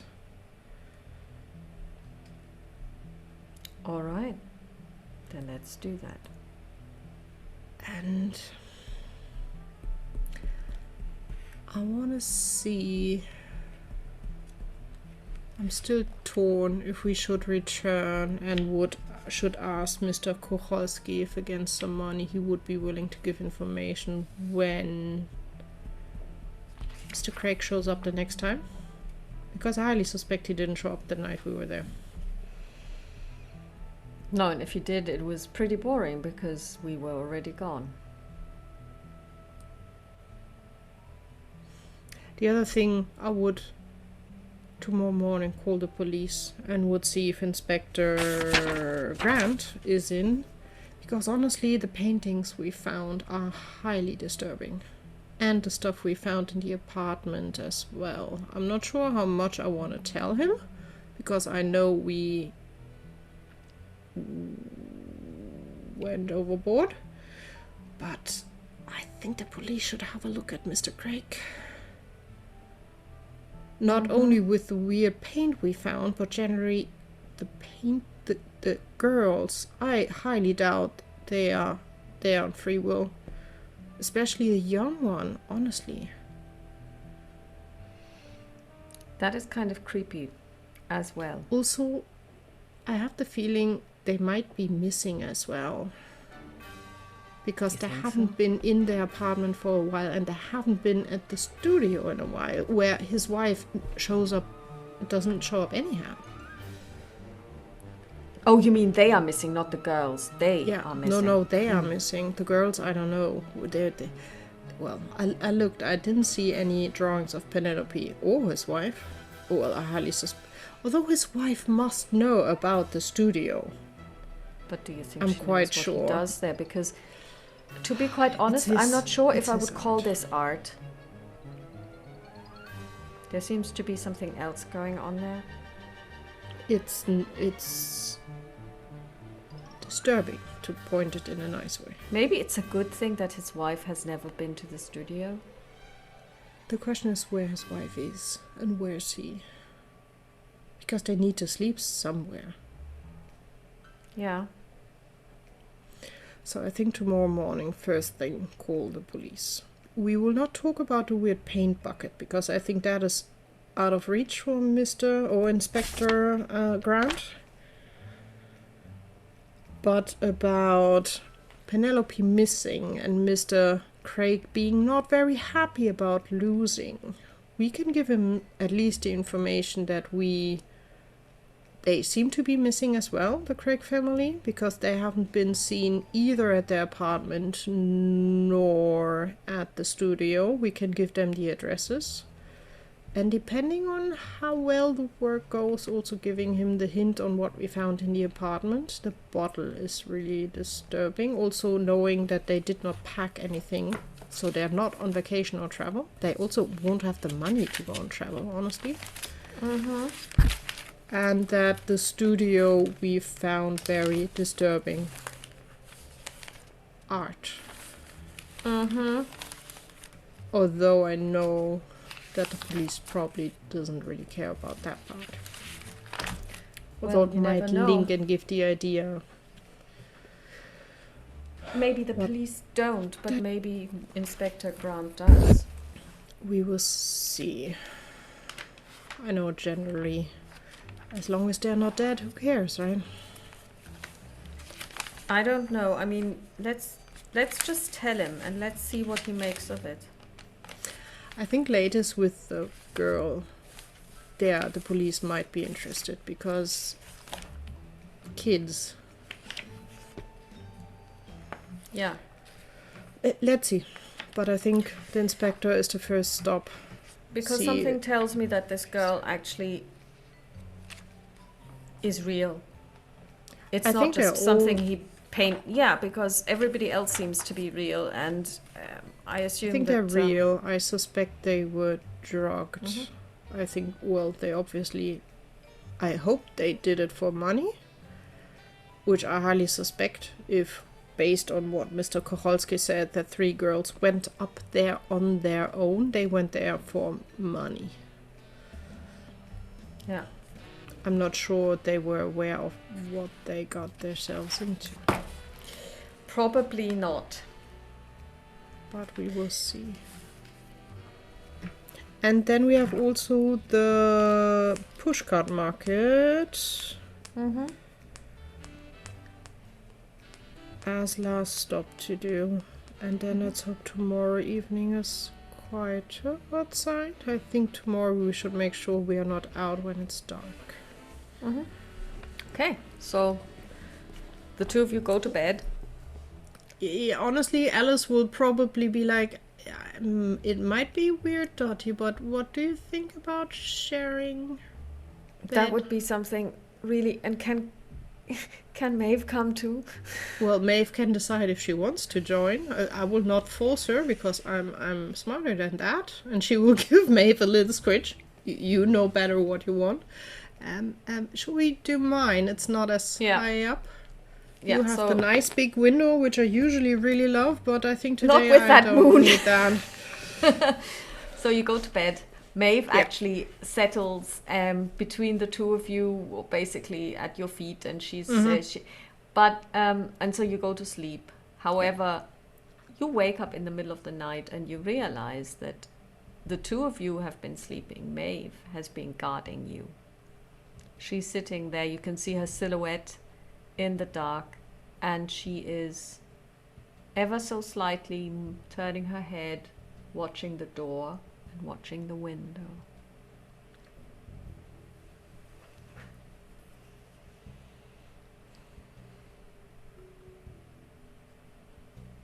I would carefully whisper to her,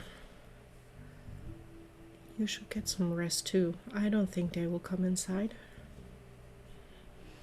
She turns her head and you see the light reflected in the eyes, and it kind of looks a little bit spooky because then they turn really blank and it's just 2 points of light. And since the moon is sickly green, she now has green eyes at the night moon as well. We will not see. We will have the drapes closed down. But I think we would have kept a light. Yeah, so basically I don't think we would have liked to be in a dark room. We would just close the curtains tightly. So that is reflected, and she gives you a slight nod, and then she keeps watch again.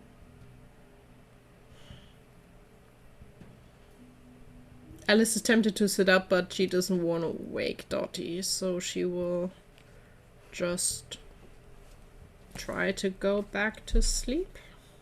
And you do go back to sleep.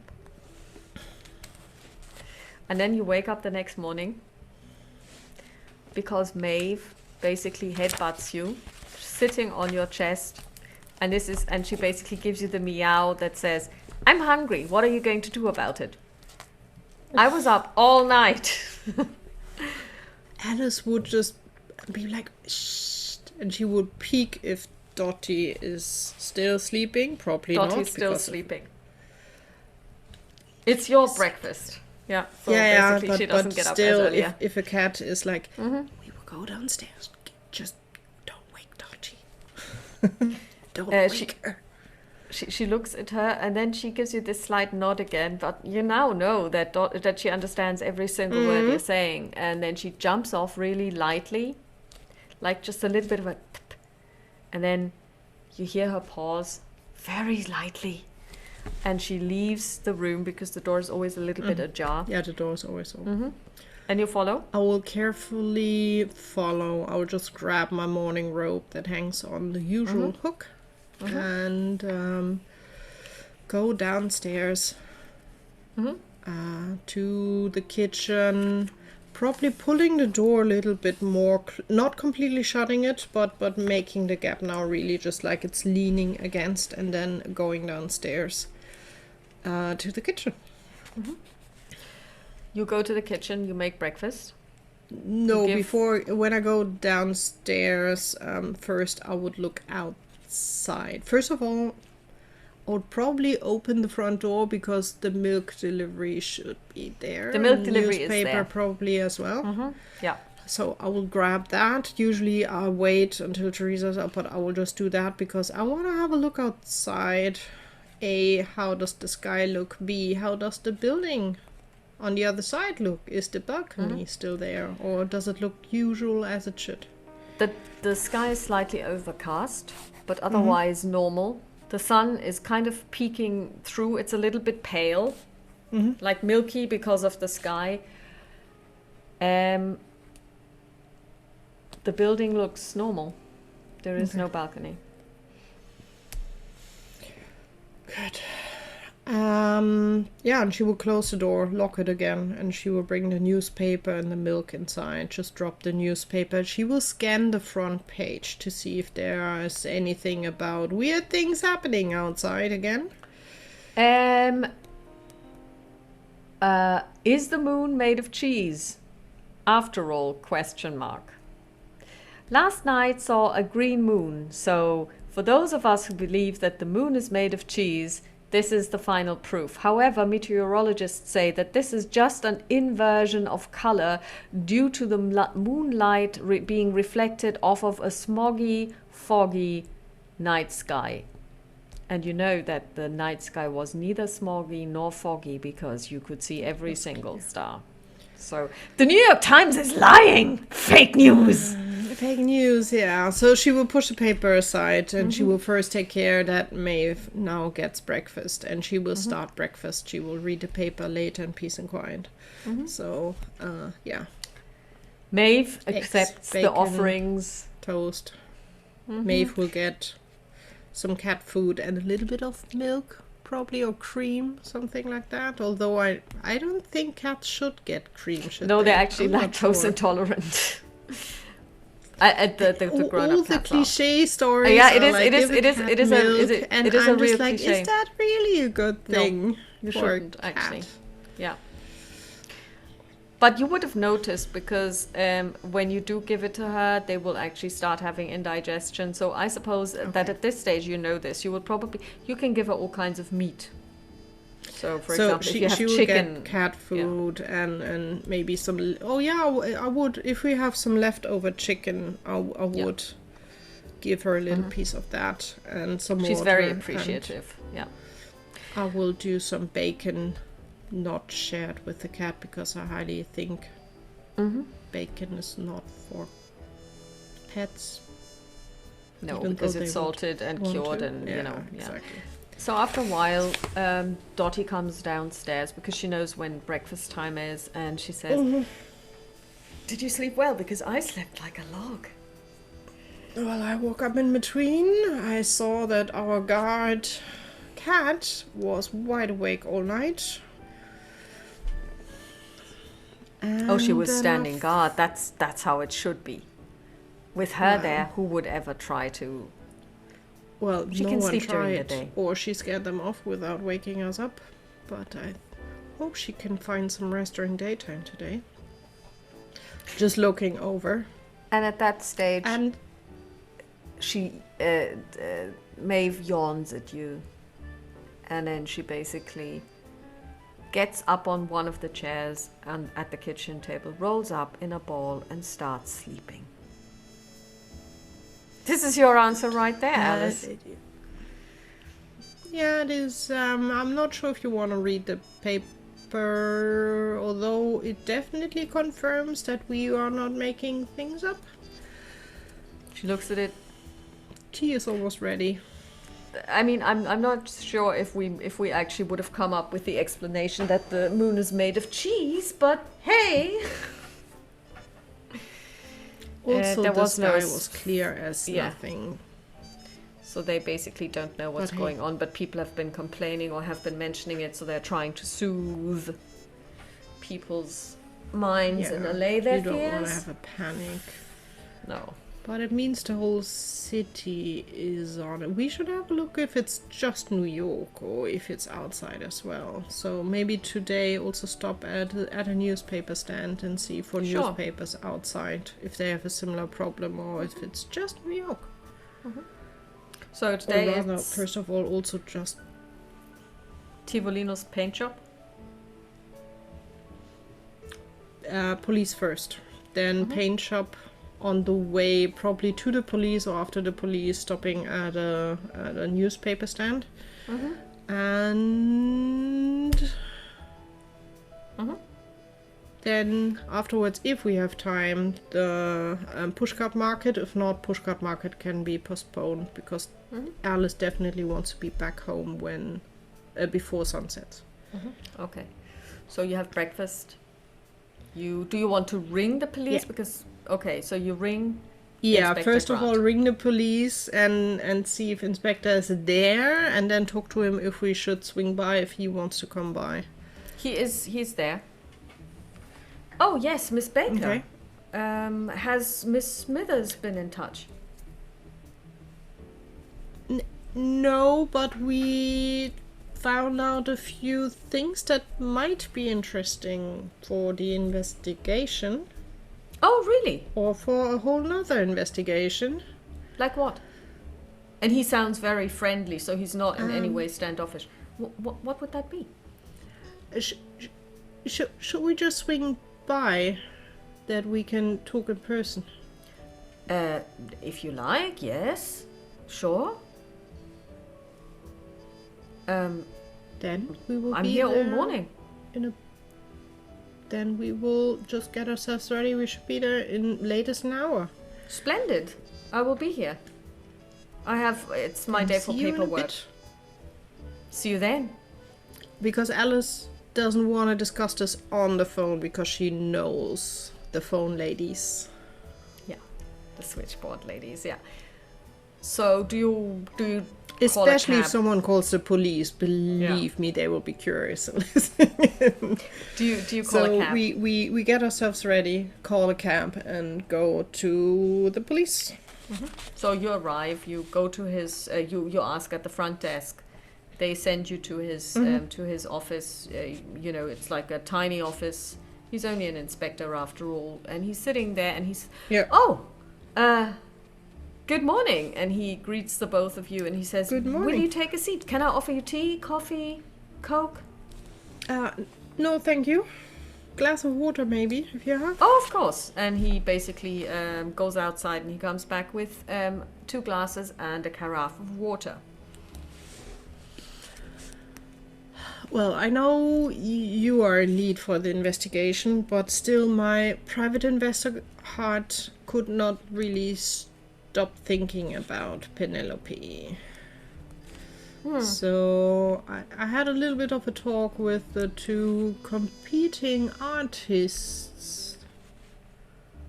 And And what did they have to say? Penelope and well, the first artist, oh god, so much happened.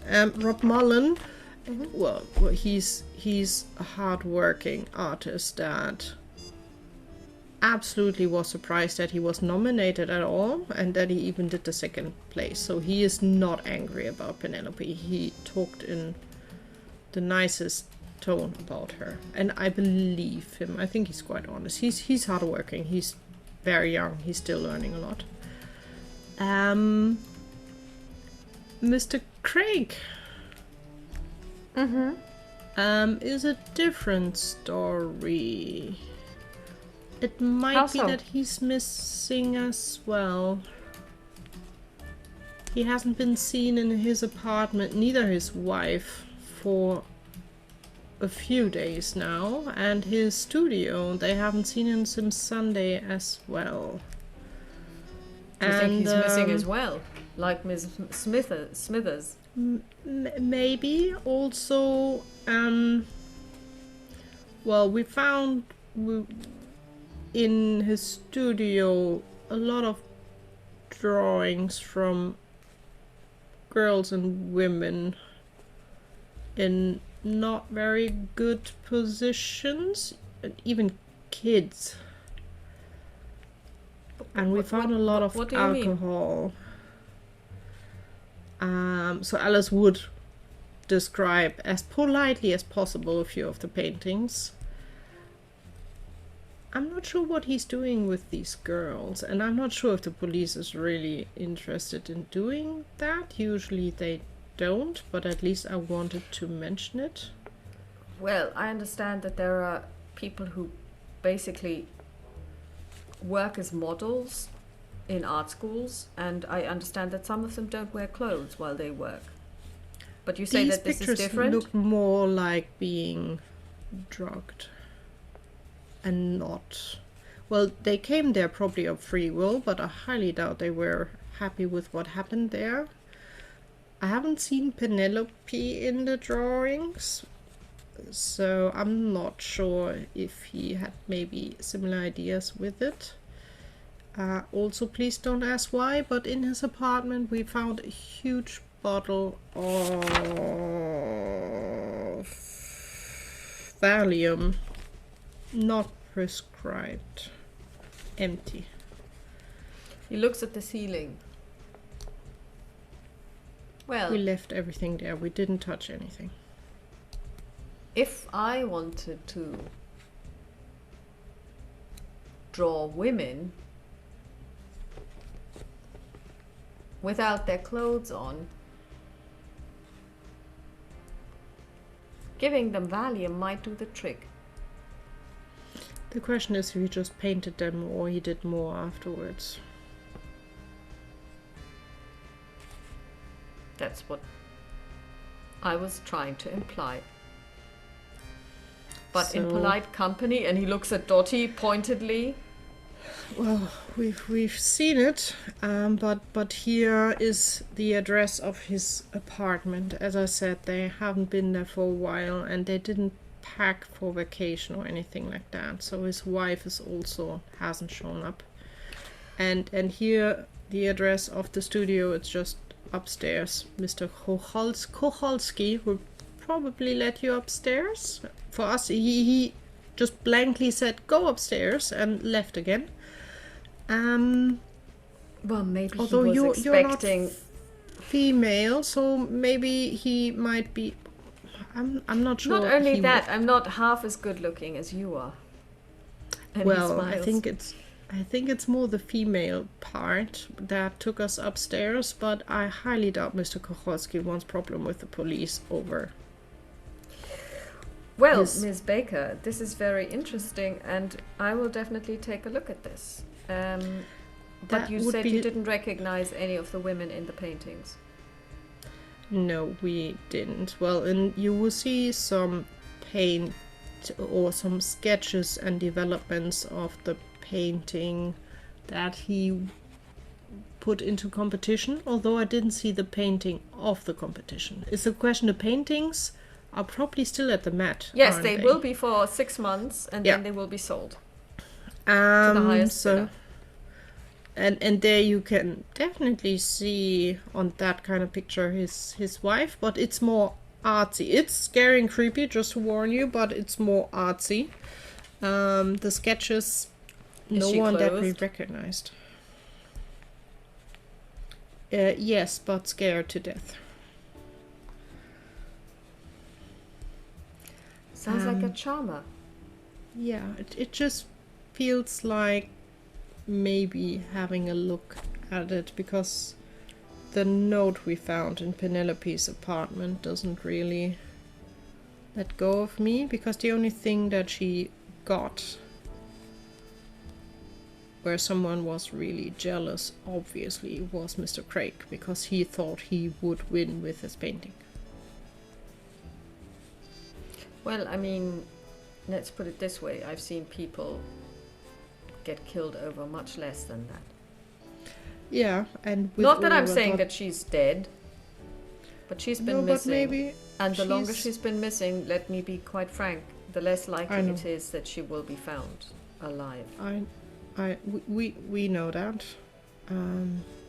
He just gives all the marks of something is not good with him.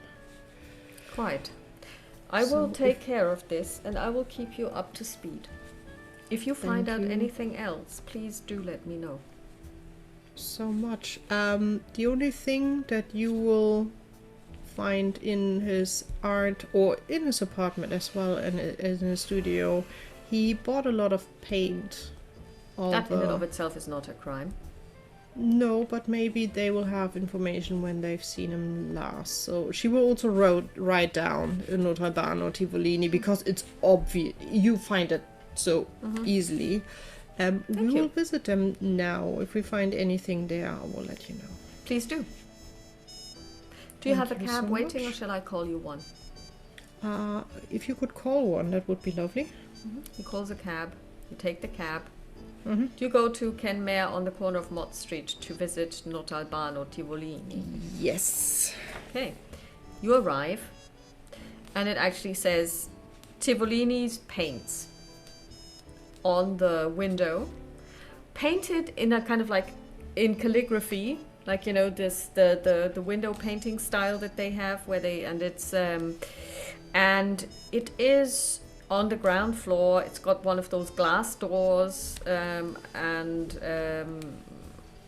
it's a shop.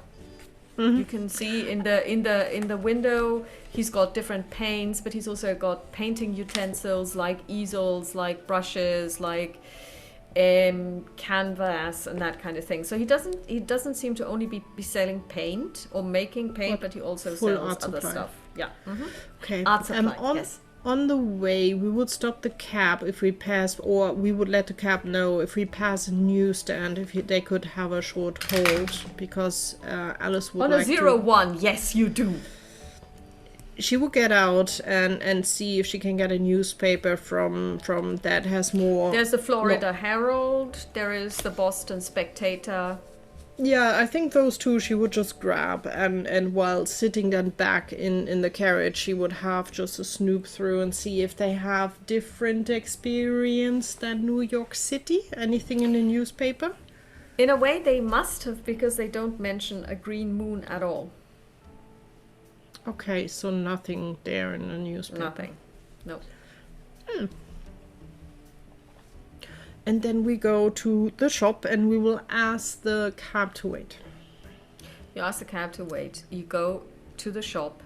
You open the door. You hear this little bell. Ding. You step inside. And it's obviously open. And it is, you know, fairly lit.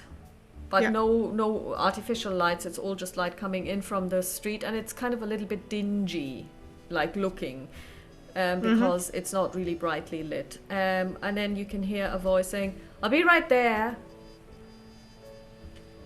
And out steps. And we will wait.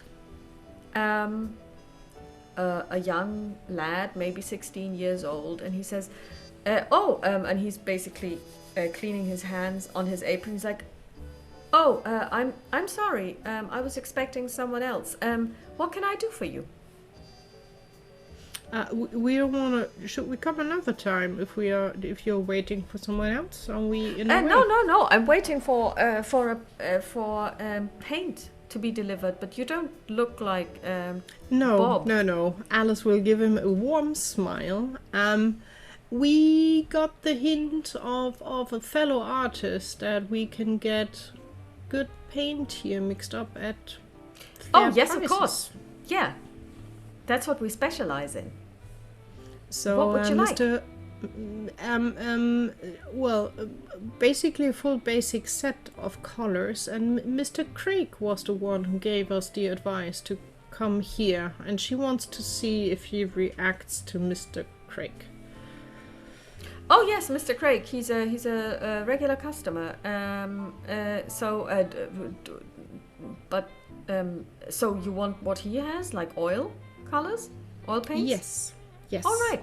So a basic set. So that would be 12 paints. Yes. What size? Small sizes, because honestly I want to try it and see before I buy more. So he basically says, wait here and do take a look around. I'll be right back. And we will definitely have a look around, but Alice wants to have a little bit of a listen in if in the background he's talking to someone, because she suspects he's not Mr. Tivolini, he's maybe the son. Okay, so essentially what you see is like a paint supply shop or art supply shop. But at the back, there is kind of like a counter. There's a cash desk and a till. And behind that is a huge painting, really gruesome looking, of a man who is being beheaded. And Dottie's like, "Oh, John the Baptist being beheaded. What a cheerful painting. It really brightens the room, doesn't it?" Why would you put that in a painting store? It To will be scare quite half honest, the customers away. I know, this is why I was being sarcastic. Maybe I should work on my sarcastic voice. But Alice would have a closer look at the painting, the art itself, ignoring the topic. It's well painted, correct? I mean, this is one of those religious paintings that have been done by everybody since the beginning of known history. It's part and parcel of the normal canon. I mean, these are some of the things like, or Samson and Delilah, those biblical stories that get painted over and over and over.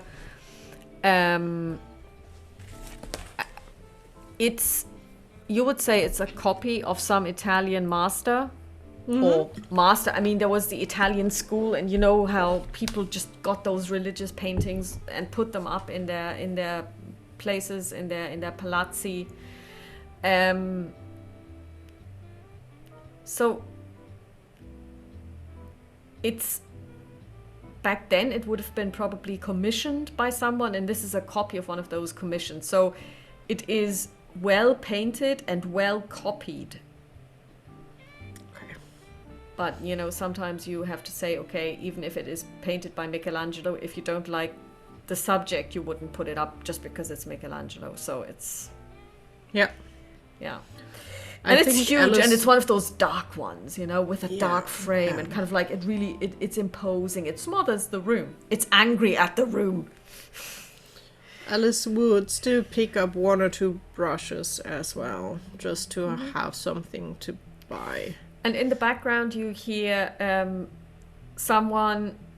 You know what it sounds like when you go in and you open a tin can, like, and then you hear like a little bit of a squelching sound, like somebody's decanting a semi-viscous fluid into a different receptacle.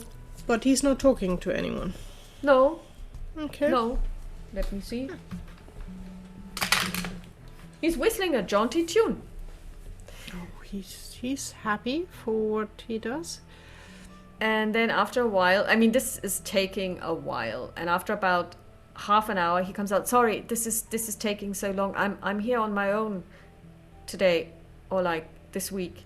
But here's your paints, and he basically gives you little tins, each one like this, like maybe I don't know.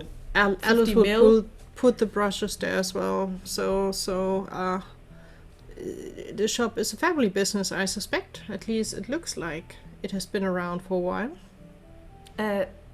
Well, I mean, Mr. Notalbano, Mr. Tivolini is, well, I mean, it's not kind of like a family because he doesn't have one anymore. I mean, his wife died a long time ago, and his daughter, I mean... So you're not his son? I suspected he Oh, was. no, son. I'm his apprentice. My name's Sam. Sam Rogers. Well, I mean, and about a year ago or so, or more than that, almost 2 years ago, his daughter went kind of sort of crazy. Just overnight, really, and then she was committed, so... Bad thing, she's only like 15 at this stage. She was 13 when it happened. But then again, she was always a weird one.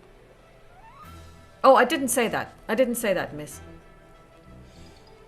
Well, some minds are broken.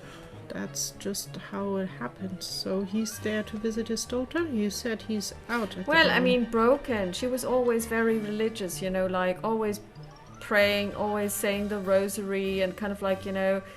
And after, I mean, she hardly ever got out. He always kept her inside. And then you know, they live upstairs. And one morning I came in and she was screaming like crazy. And then, like, 2 people came and just took her away to an asylum. Something happened. I don't know what.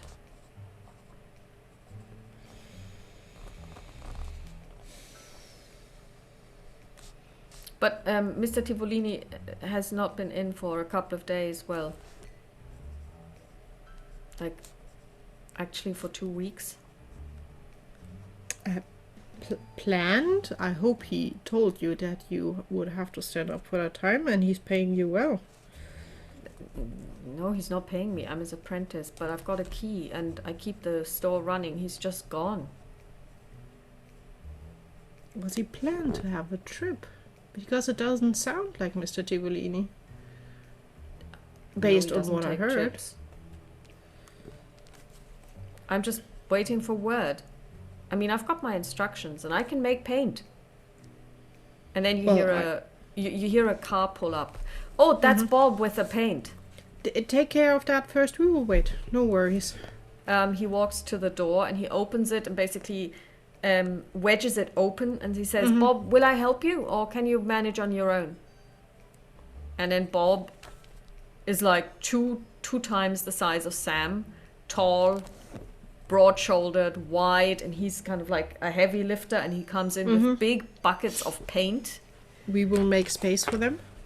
And he puts it in the back. And then and then Sam looks at you and he says, well, these are just like the basic colors. And then we mix them ourselves. So what I gave you is what we mixed ourselves. So I heard that you can mix all the different colors, but I just said I will start with the basic ones and then I will... We've done 5 different hues of grey. That is quite detailed. So you're not being paid and you don't even live here. I would have suspected at least that he gives you a place to live if you work for free. I live with my parents. Alice always has problems with this idea of apprentice, which is practically free work. And she's like, okay, but but thank you for taking the time. And she will pay whatever the colors and the brushes are costing, and I will try them out later today, and if I like them I'll come back in the next days for more detailed colors. It's easier to have them pre-mixed and I don't have to mix them myself. He beams at you. And I will give him a little tip, not too much, but just a tiny bit for your good work. Thank you, miss. And then take care. And I will probably see you around. Well, I mean, if you come back, yes, I will be here. And we will leave the building. Okay. And she will just look inside again. Your opening times, just to make sure that I'm around when you are open, usually. From 8 to 6. From 8 to With 6. half an hour lunch. So Monday to Friday, 8 to 6. Monday to Sunday, 8 to 6. With half an hour lunch. Every day. Well, and he looks kind of like conspiratorially at you and from left to right. You know, Mr. Notalbano always says, when the muse calls, the artist has to answer, so we have to be there. Well, and I can tell you, some of them show up at 5 minutes to 6 and just want, like, you know, a whole palette. Can imagine. I will try not to be that late. I will try to be more on time. At least I am more drawing or painting for myself, not really to go and earn money, so that gives less stress. He smiles at you. Have a nice rest of the day. You too, miss, you too. And we will step outside. So that boy for sure. Or can I still do a psychology roll? Yeah, sure. He made a genuine, but still just to see what my gut feeling says. My gut feeling says nothing with an 87. Or the gut feeling says he's a adorable little boy. Yeah, who's being completely exploited and probably doesn't even realize. Mm-hmm. Exactly. Yeah. Dottie, I'm afraid we will have to be out at night again. To break into the paint store or what? I want to go upstairs and see. Of course you do. And we need to do that after 6 o'clock when he's gone, because I don't want to have him involved and get into trouble. Leave it another 2 hours, because you don't know how long it will take him to close up and to basically put his stuff away. I would say after 8. Okay. And did you notice that he's not getting paid? I know that some take apprentices but give them a room and food, and that is fine for me, because renting or leasing a room is expensive. But this is 7 days a week, and he's doing that for nothing. That's slavery. Mm-hmm. And it's really disturbing that Mr. Tivolini is basically missing for 2 weeks. What is happening? What is it with people going missing? That is a good question. Next thing you know is Rob Mullen goes missing. Well, let's hope not. So we will see on Saturday. If he's not showing up, I'm telling William to stay close to us and not leave our house or my side. Right. That would be a call I will do today as well, just to see if William had any contact with Mr. Craig or Penelope. We still have a little bit of time, quite a bit of time before it gets dark. Should we go to Pushcart Market? Sure. You go to Mr. Wild Pushcart Market for needful things. And it's, in a way, heaven. Or hell, depending on if you really like it orderly. Because this is a place where he sells needful things. It's got everything. And I literally mean everything. This place is completely random. It's got a book section, then another book section, and a third book section. Then it's got like little Buddha statues, then incense burners, then candles. You can see a chess set that's being sold. You can see, like, you know, one of those travel chess sets.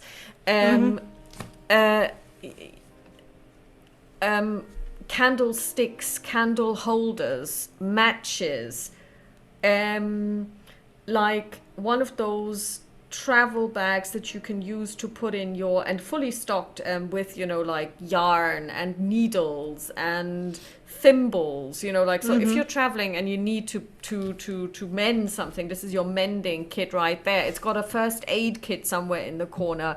He's got plant pots. He sells he's selling garden chairs over there, like those, the ones that you can basically collapse. He sells umbrellas. So you get my meaning. This place is so random. This is more like an emporium. Do you go inside? We go inside, first of all, to see if Mr. Wild is there or if he's missing for 2 weeks. Everyone's missing. You are the only ones who are actually still in New York, plus Inspector Grant. Everybody else is missing. And the cab drivers are still there as well. But that's a random person that you've never seen before. And the drunk neighbor. No, we step inside. I think also Alice is never shy of finding a new nice walking cane, so it's always that. He might also be a sells place canes, as well. yes, indeed. I suspect so. And then you also see that he sells sweets. So, you know, in the old days, or not so old days, because you and I remember this, when you could walk into one of those shops and you could basically say, I want 5 of these and 6 of these, and then they would put them into like little paper bags and sell them to you.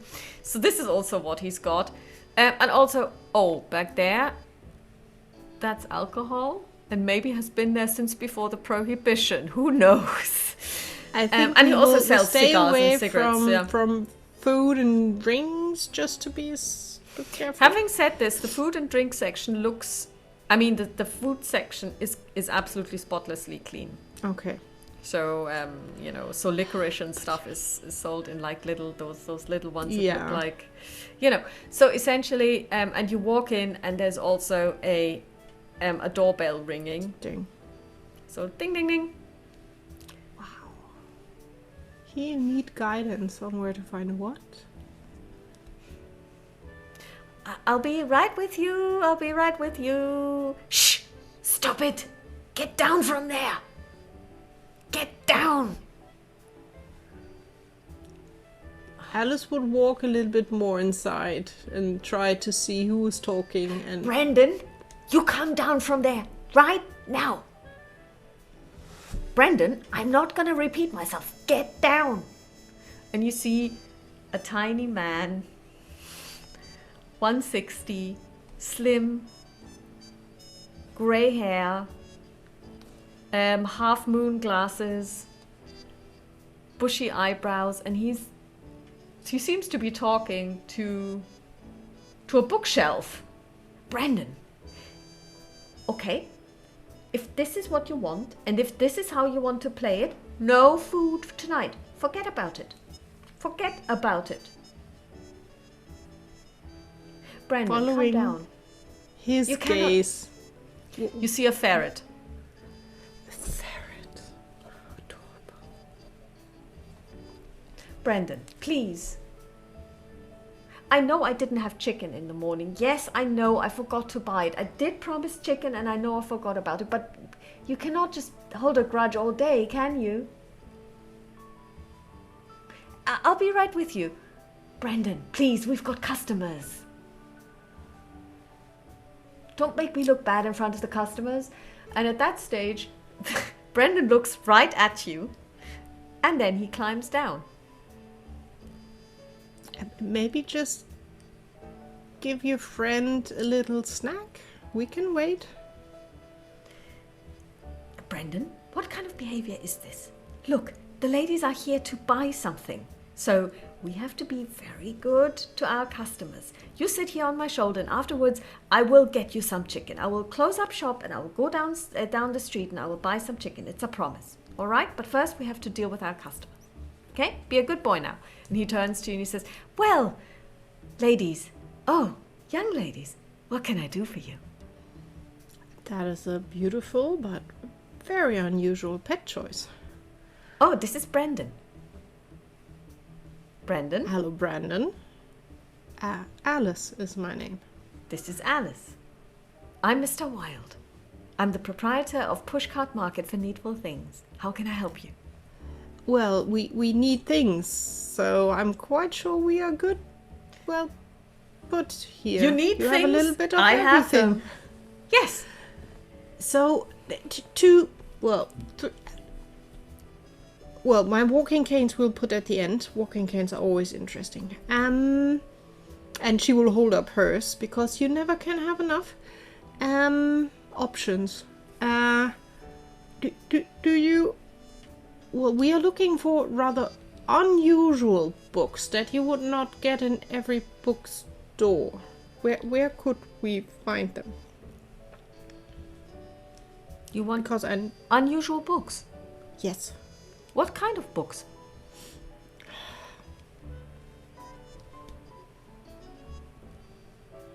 I mean, I've got very unusual books, but unusual is different for everybody. I will know when I see it. Then please. I'm the which corner? Which direction? Well, you are surrounded. There are several bookshelves. So Okay, so and the other thing, while I look just to be curious, Mr. Craig was the one who told us we might find what we're looking here. I'm not sure, is he a regular customer? I'm not sure if it sounded like that. He got a lovely book here from you, and she would just give the name of the book again, the Italian one. Oh yes, that book. Well, I didn't get the impression he liked it very much. He gave it back. He gave it I, of course, back. gave him a full refund. Yes. He didn't told us that. Would you like to see it?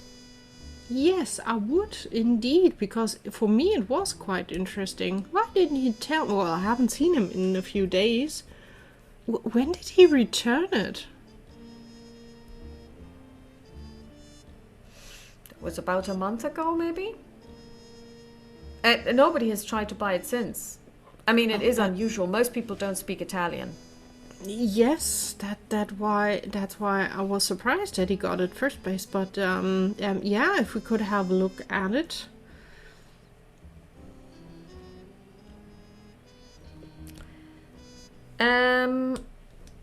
Well, I will get it for you. And he climbs up his a ladder. I mean, he moves it around, then he climbs up it. And for a man his age, he's very nimble. And he it doesn't take him long to locate the book. He takes it, he comes down again. And you see it's actually quite an old book, bound in leather. And it's one of those Renaissance books. So with like even a picture on it. Yeah, I get what So you that's the kind of book you're looking at. Le vite dei più eccellenti pittori, scultori ed architettori by Giorgio Vasari from 1567. Here you are, madam. Alice will have a careful look through it. And do you have other books from that time? Because it's rare to find these old books. Yes, I have some, but this is special in a way, because it's the only one that I have that is in Italian. The other ones I have are all in Latin. But also the Latin ones. Would you mind to have a look? Oh, that I have a look at them as well. Sure, and he brings down 2 Bibles. That's more Dottie's. No, not anymore Dottie's forte. Alice will still have a careful look, but put them aside. But that book is really interesting, although my Italian is really rusty. How much is the book? And I'm not planning to return it, I can tell you. Oh, it's actually $10. It's not exactly cheap. Well, but I will definitely want that book. And then I'm looking for a new walking cane. Please be my guest, and he shows you where the walking canes and umbrellas are. And while we go there, did is this Albus? No, it's not Albus. Did Albus say why he returned the book? Because it was not because it's Italian. He knew that when he bought it. He just didn't. I don't want like to it. speak bad of my customers, but maybe it was a bit above his means. Well, he has a temper, we know that. I believe that it was way too expensive for him, and maybe he just wanted to read it and then decided to return it. I didn't make a fuss. I knew that at some point I would be able to sell it again. Sometimes it's better to cut your losses. He left it in good condition at least, so... But well... Alice will have a look through the canes. If there's one that looks good quality and interesting. She would also... Are there canes with a special something inside? Just to be curious. Well, I have one. And he takes it out and he opens it and you see that it's kind of got a little file. He says, that's where you put the whiskey to keep you warm at night. And he smiles. She will take it and she will just see if it's well made and still in halfway good condition. And if so, she would buy that one as well with the book. All right. And he basically charges you $12.75. He will get the money on point. And she would just look at Dottie. And anything else? I forgot. Do you have licorice? And he says, yeah, I have licorice. Would you like some? And she buys some licorice. And then we wish him a nice day. Say goodbye to Brandon. And then we... Approves. We leave. Mm-hmm. I don't think Mr. Wilde is in this insanity. He seems to be a nice guy. He is in his own insanity, I would say, but if his mind is in any way related to the disorderliness of his shop, but he's a lovely man and he finds everything. I thought he was genuinely lovely. Let's see what his psychology will be. Exactly. What does psychology say? 25. But the general feeling is good. Let's see. I don't feel anything. She has a hard success. She believes that he's very genuine. Yeah, But I believe as well. But what I don't get about this whole thing is why did he return the book? Unless, of course, it was really about he wanted to read the contents, but didn't want to pay for it, but didn't want to steal it either. Because, to tell you the truth, no one else would find anything in that shop. You would have to turn it upside down. Well, the question is if you steal, if a little ferret might be then like the alarm thing going after you. You never know. Because you can train those quite well.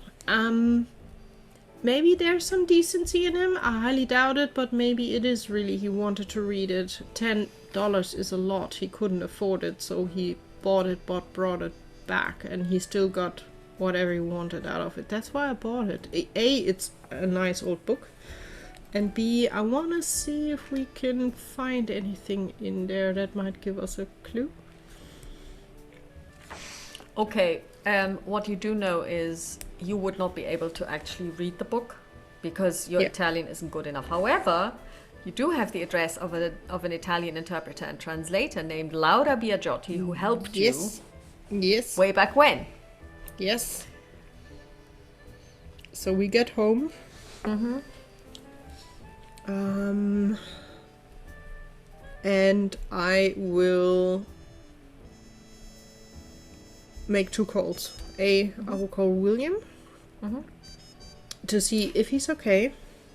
William still lives at home, as we know, but he has the studio and he's finally basically come out to his parents that he is going to be an artist and that this is how he's going to do it and he won't take no from them, and unless they accept it, he will move out. So his parents have grudgingly accepted it. I think it helped for him that he was at the Met and got a second place. And that I'm quite sure things like that is helping. Yeah. And so you ring the Perkins residence, and it's the butler who answers the phone. The Perkins residence. Baker here. Is Master Williams by any chance in? Yes, the young master is in. Could I Just talk give to me a him, moment. please? Thank you. And he puts down the receiver and he walks away, and then you hear footsteps coming back. Alice, is that you? Yes, it is, darling. Are you all right? I mean, not that I'm not I'm- happy to hear you. Well, I am very fine. I just wanted to check in how you are. I wanted to see if you maybe have time and would like to come by tomorrow. Of course, I would like to, and I do have. I mean, I can make the time. As you know, I'm pretty busy at the moment because, believe it or not, I got a commission. That's amazing. Well, after the work you made, it's not surprising. I'm so proud. You need to tell me more. Would it fit tomorrow? Whenever it fits you. Lunch, dinner? What is better for you? I would prefer in the evening because I really want to make most of the light. Because in winter, sun sets so early. So maybe after 5. Or is that too Sounds late? perfect. No, after 5 is perfect. Then we can have a short talk, and then we will have dinner around 6:30. That gives enough time. So I'd love that. If you are stuck and you get in a bit later, don't worry about that. All right, then I'll come by at 5 tomorrow. Perfect. 1:15. I look forward to this. Thank you so Then much. I will see you tomorrow. See you tomorrow. Bye. And he rings off. And then I would call the police station to leave a message for Inspector Grant. I always want to say Baker. It's not Baker. It's No, my name. you are Baker. And just leave a message for him that Mr. Tivolini, the art supply It's also person, missing. hasn't been seen for 2 weeks. Just that they give him the note when he's back home, or if he's still in, to give him the note now. Yeah. I will tell him it's not urgent, but if they could get him the message. The inspector is out for the rest of the day, basically, inspecting. Yeah. Then He's out inspecting. He's inspecting the site of. You gave him the address. Then but if you could give him a message, I think that would be I will, but it may interesting not be for seeing him. it until tomorrow. That is totally fine. It's not urgent. It's just Thank a you, miss. follow-up. Thank you so much. And then... No, I think that's the calls. That we need to do. And I think Alice will carefully sit down next to Maeve. Mm-hmm. And carefully be like, darling, I'm really sorry. We have a change of plans. We will be out this evening. I know you are not approving, but we need to look at an apartment, and we need to wait until at least 7:30. Maeve looks at you, then she purrs. We will be home as quick as we can. Don't worry. And then she gives you this look that says, I always worry. Well, with us two, probably valid. she will smirk and will give Maeve a little bit of a pet. And then, yeah. And then we would get through the rest of the day, get a quick dinner, and Alice would want to leave. I think that we are there around 7:30ish. Mm-hmm. And you do that, and that's something we will pick up on in 2 weeks, because it's now 11:30 already. That's how. But okay, then more next Unless, of course, you time. want to go for a little longer. No, let's. It's. Yeah. I think it's good. If it's a good point for a break. It's a think, good as well. point, yes. Even So- though I'm curious, but I will be curious for much longer as well. So let's see Thank what we you. find, or if we can even get into the store and It always depends on the locksmithing. So thank you very much for playing. Thank you for watching, for listening. We hope you enjoyed this, and we wish you all a pleasant rest of the day, evening or night, whenever you're watching or listening. Talk to you soon. Bye. Bye.